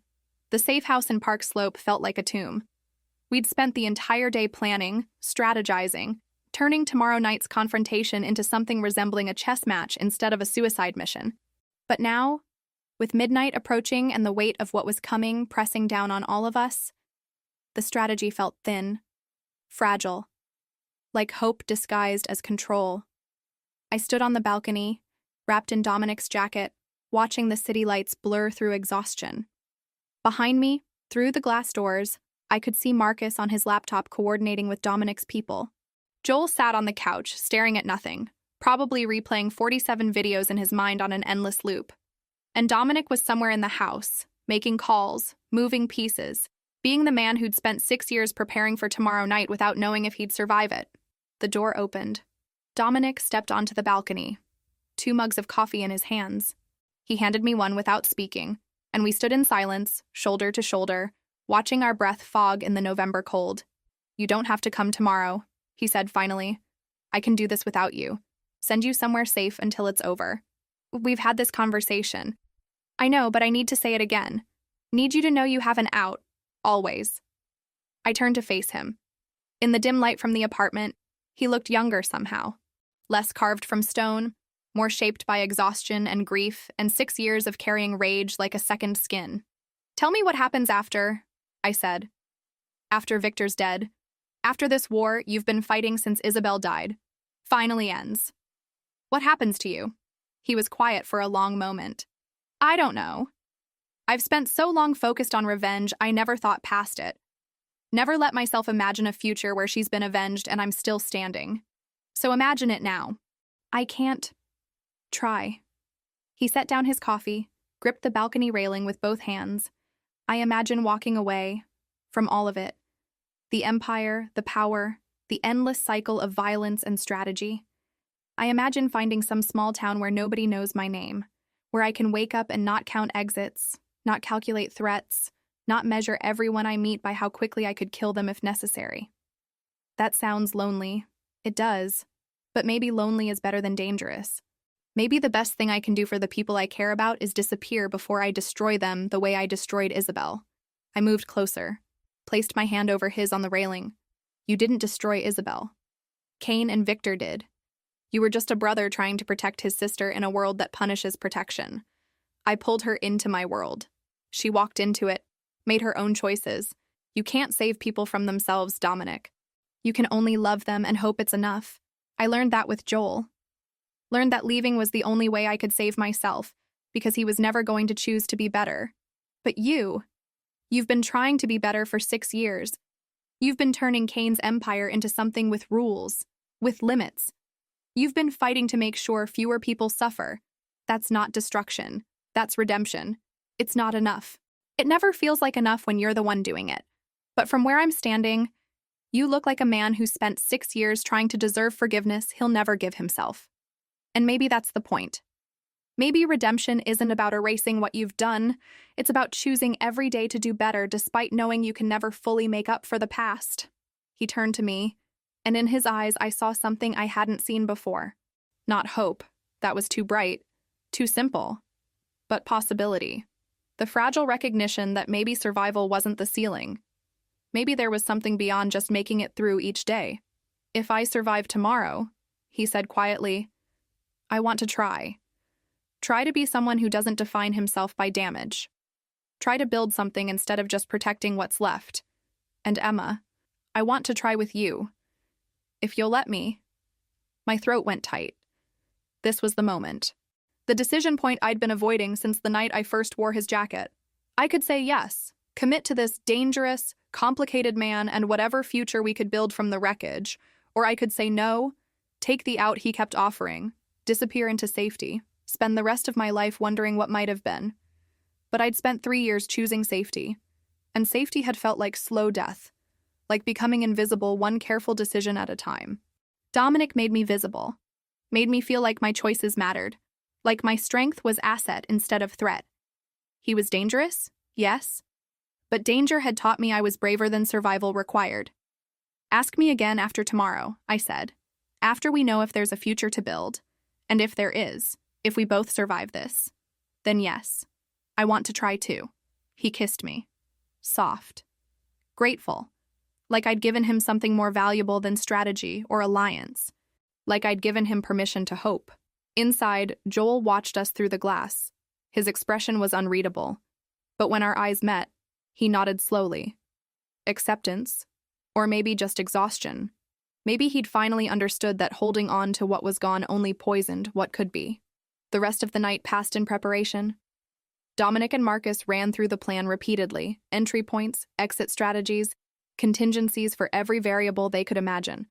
I cleaned and loaded the gun Dominic insisted I carry, even though holding it made my hands shake. Joel sat silent, occasionally contributing information about Brian that might be useful, mostly just existing in the space between who he'd been and who he was trying to become. At dawn, Marcus's phone rang. He answered, listened, his expression darkening. "Understood. We'll be ready." He hung up, looked at Dominic. "Brian just made contact. Says Victor moved the meeting up. Tonight at 8 instead of midnight. Says it's now or never."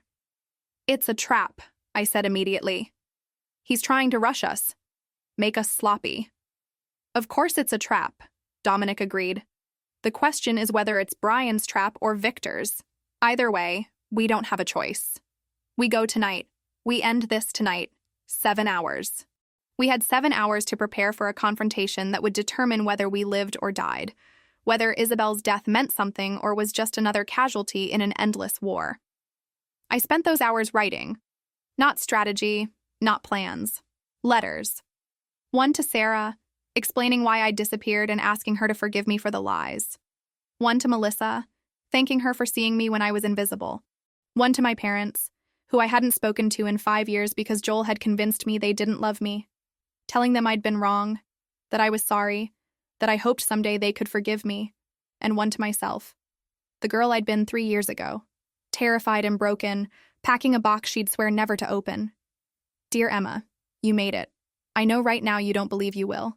I know you think leaving is the hardest thing you'll ever do, and you're terrified that Joel was right, that you're nothing without him, that you'll end up alone and forgotten. But you were wrong, and he was wrong. You're not nothing. You're everything you needed to be to survive. And tonight, you're going to be everything you need to be to live. Don't be afraid of the danger. Be afraid of the safety that makes you small. Be afraid of the comfort that asks you to forget who you fought to become. You're braver than you know, stronger than you believe, and whatever happens tonight, you already won, because you chose yourself. And that choice echoes forward into every moment that follows. Love, Emma, 3 years stronger. At 7 p.m., we loaded into 2 cars, Dominic, Marcus, and me in one. Joel in the second with 2 of Dominic's men I'd never met. The drive to Pier 17 took 30 minutes through rush hour traffic that felt surreal in its normalcy. People going home from work, families heading to dinner, the world continuing its rotation while we drove toward potential oblivion. The warehouse was exactly as the photo had shown. Industrial, isolated, surrounded by shipping containers that created a maze of potential ambush points. Dominic parked 2 blocks away. We approached on foot, weapons concealed, moving like shadows through shadows. Final check, Dominic said quietly. Everyone knows their position. Marcus nodded. Joel nodded. I nodded, even though I was terrified, even though every instinct screamed to run. But I'd spent 3 years running. Tonight, I stood. Emma, Dominic said, gripping my shoulders. Look at me. If this goes wrong, if it falls apart, you run. Don't try to save me. Don't try to be a hero. You just run and you keep running until you're safe. Promise me. I promise. It was a lie. We both knew it. But some lies are kindnesses. Some promises are made to be broken. And sometimes love looks like letting someone believe you'll save yourself when you know you'll choose them instead. We entered the warehouse through a side door Marcus had scouted earlier. Inside was cavernous, dimly lit, filled with shipping containers stacked like building blocks. And in the center, illuminated by harsh overhead lights, stood Victor Hale. He was smaller than I'd imagined. Mid-50s, gray hair, expensive suit. He looked like a CEO, not a killer. But his eyes, cold, calculating, empty of anything resembling mercy, told the truth his appearance tried to hide. Beside him, Brian Kessler, younger, nervous energy barely contained, holding a gun like he wasn't entirely sure which end went where. And around them, armed men, at least a dozen, all weapons trained on the entrance where we stood. Dominic Carver, Victor said, voice smooth as poison, right on time. And you brought gifts. The girl, the ex-boyfriend. How thoughtful. Where's the shipment? Dominic asked. His voice was perfectly calm, perfectly controlled. Like we weren't surrounded by men with guns. Safe. But we're not here to discuss business, are we? We're here to discuss Isabel. My condolences, by the way. Such a tragedy. Such a waste of a beautiful young woman. Dominic's hand moved toward his gun. Marcus touched his arm. Wait, you killed her, Dominic said. You and Kane. You provided the drugs that stopped her heart. I provided a product. Kane chose how to use it. If you want to blame someone, blame him. Oh wait, you already did. Quite spectacularly, I might add. 20-story drop. Very dramatic. And now I'm here for you. Yes, 6 years you've been circling me, cutting my profits, stealing my territory. All because you couldn't accept that your sister made choices. Bad choices. Fatal choices. Victor smiled. She came to that party. She threatened to expose us. She forced Kane's hand. So really, who killed Isabel? Was it me? Was it Kane? Or was it the man who pulled her into this world in the first place? The words hit their target. I saw Dominic flinch. Saw 6 years of carefully constructed rage crack under the weight of guilt he'd never fully confronted. No, I said, stepping forward. My voice echoed in the warehouse. Isabel died because men like you exist. Men who see people as transactions, who measure life in profit margins. Dominic didn't kill his sister. You did. And tonight, you pay for it. Victor's eyes found mine, studied me like I was something interesting he'd found under a microscope. Emma Walsh, the waitress who started a war by borrowing a jacket? Tell me, dear, do you really think you belong here?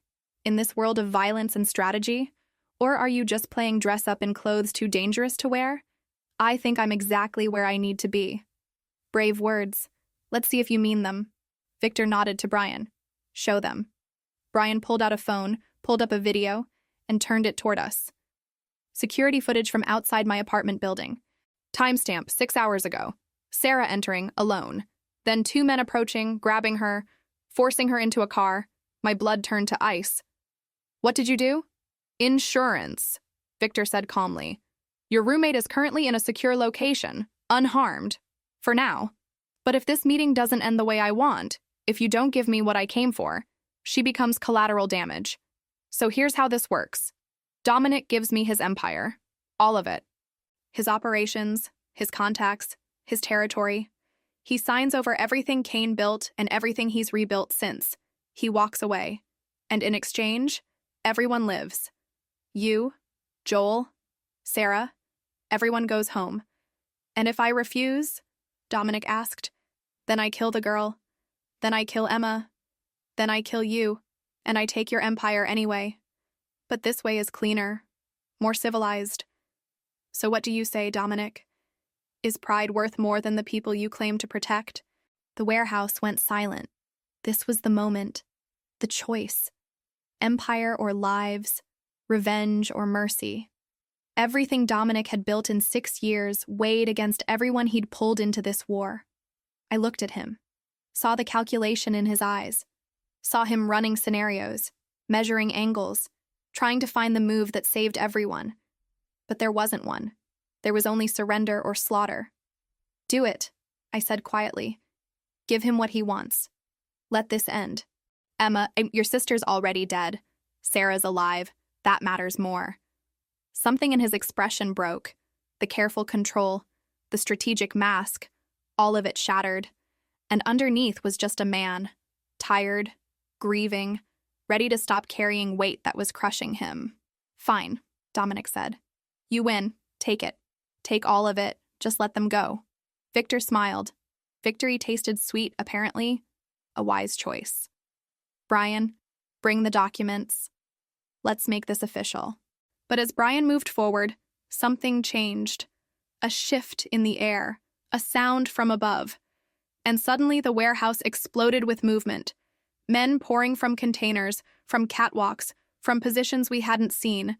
Not Victor's men, Dominic's. The trap had a trap inside it.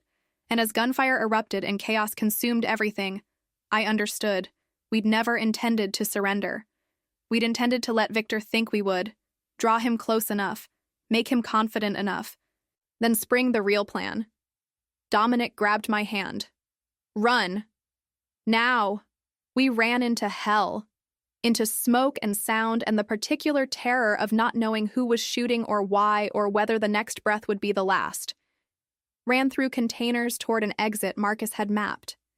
Ran while behind us Dominic's people and Victor's people turned the warehouse into a battlefield. We burst into cold night air. Ran toward the cars. Behind us, an explosion. Someone had ignited something flammable, and fire bloomed orange against the darkness.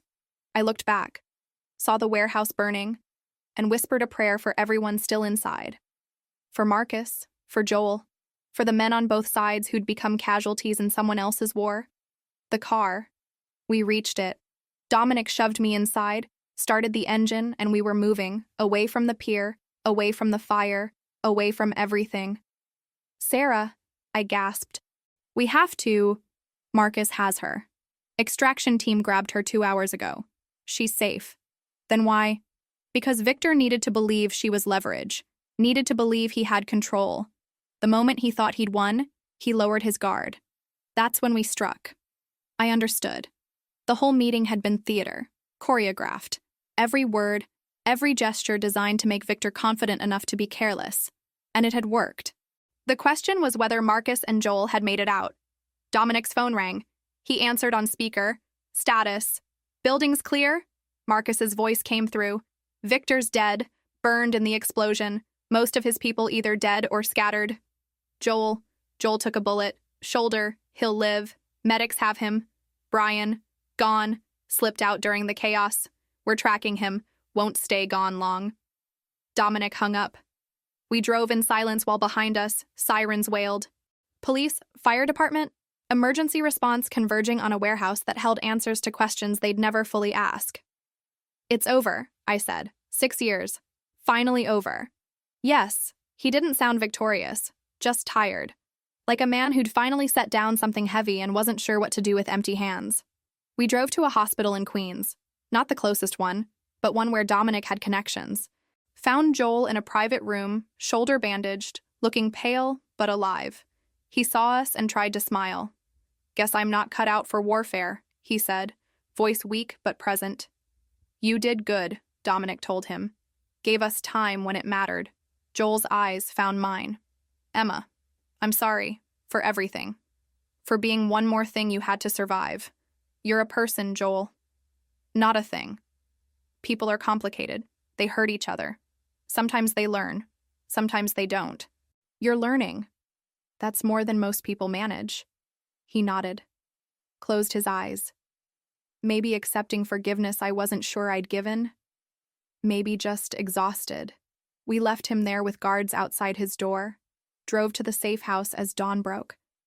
Dominic and I sat in the empty living room, surrounded by the evidence of plans that had somehow worked, and tried to understand what came next. "Ask me again," I said softly. "What?"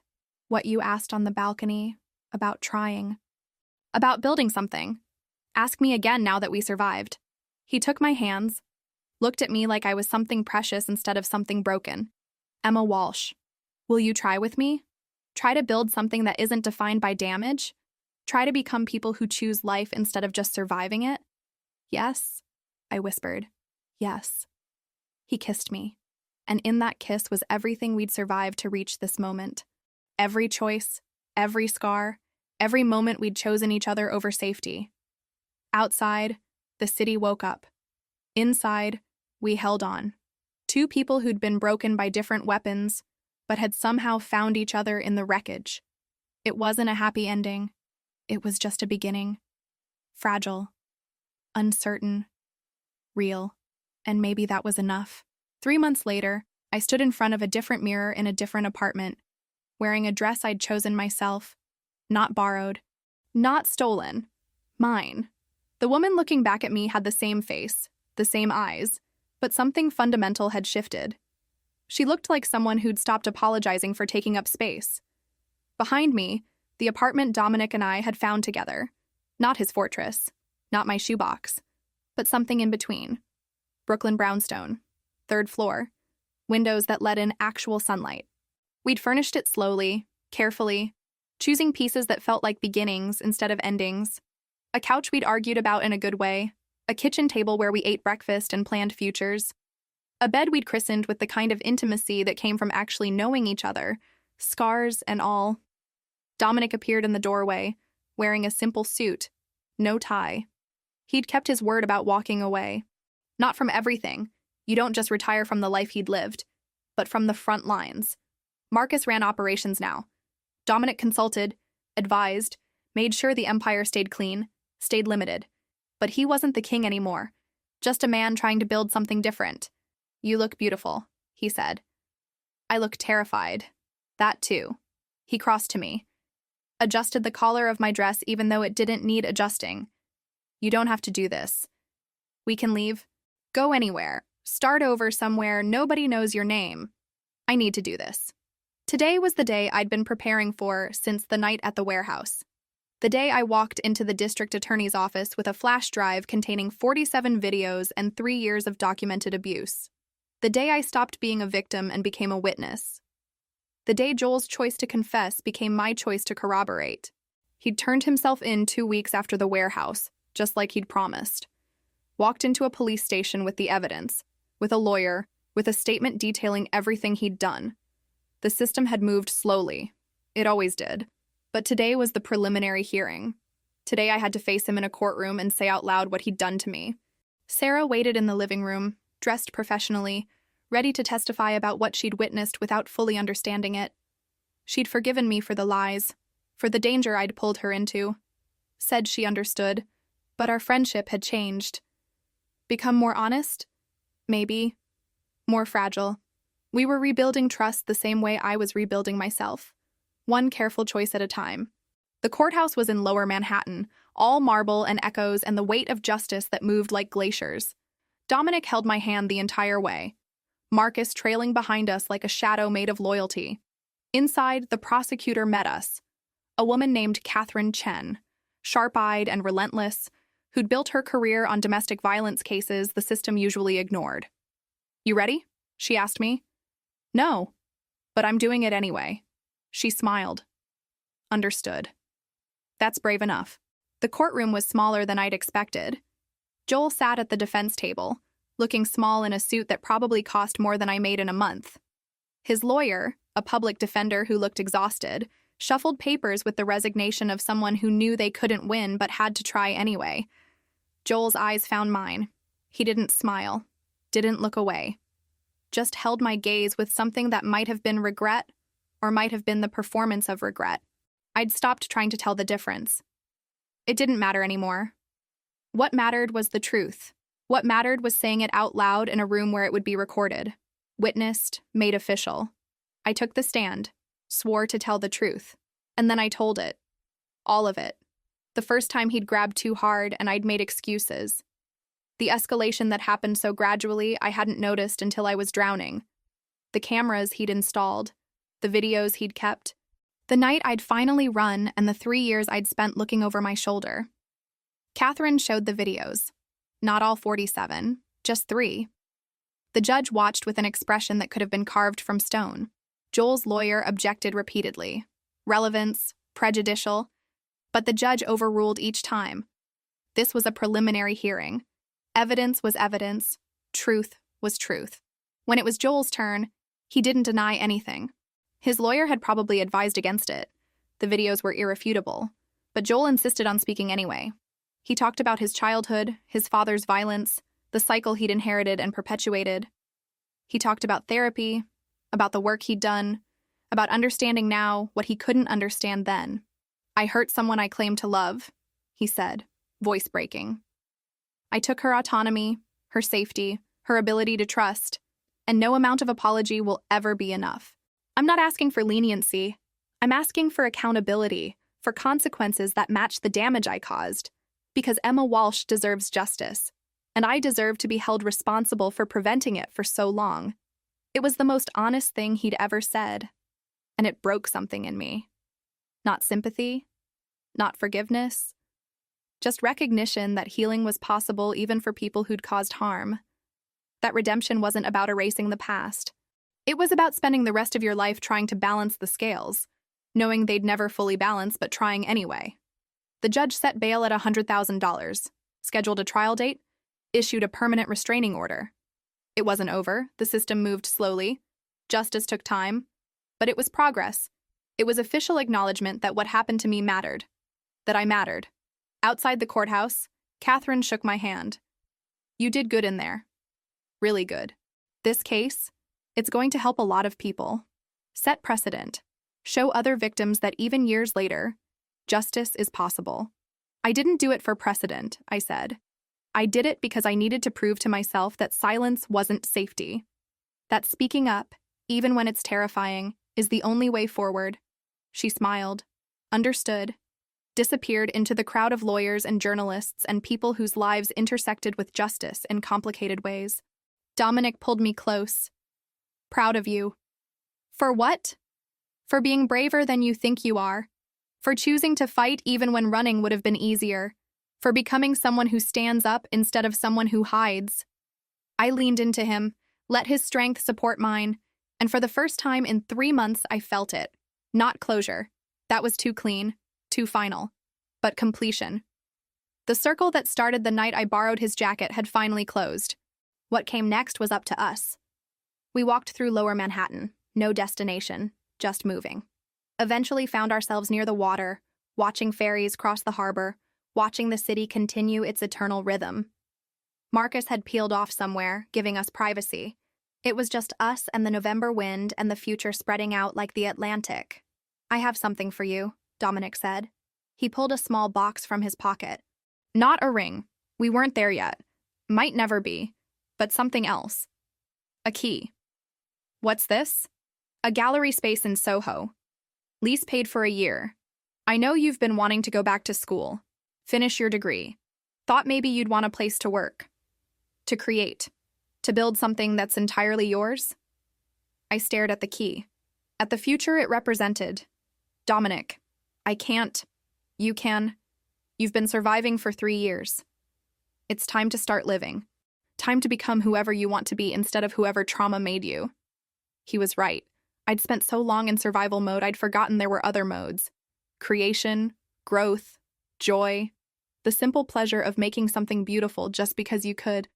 Thank you, I whispered. Don't thank me. Just promise you'll use it. Promise you'll build the life you deserve instead of the life you settled for. I promise. We stayed there until the sun started to set, painting the sky in shades of amber and rose. And as the city lights began to flicker on, I thought about all the versions of myself I'd been. The girl who'd loved Joel, the woman who'd run from him, the survivor who'd borrowed a jacket, the fighter who'd testified, each version necessary, each version leading to this moment. My phone buzzed. Text from Sarah. Brian Kessler was arrested in Seattle. Extradition pending. Thought you should know. Also, dinner tomorrow? My place? I'm making actual food, not ramen. I smiled. Typed back, yes, and Sarah, thank you for everything. Another text, this one from an unknown number. Emma, this is Melissa from the gallery. I heard what you did today. Proud of you. If you ever need anything, a job, a reference, a friend, call me. You're not alone. I wasn't alone. That was the revelation.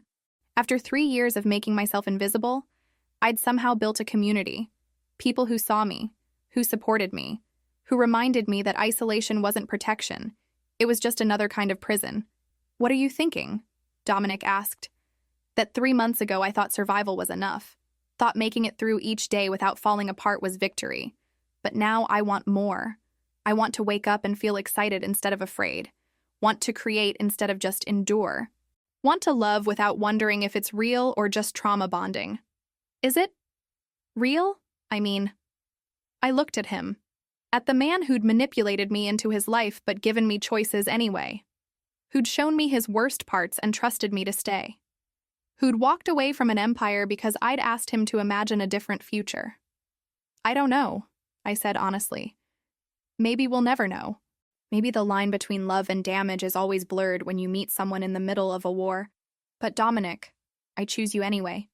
Not because you saved me, because you let me save myself. He kissed me. And in that kiss was everything we'd survived to reach this moment. Every lie, every truth, every choice that had led us here. It wasn't a fairy tale.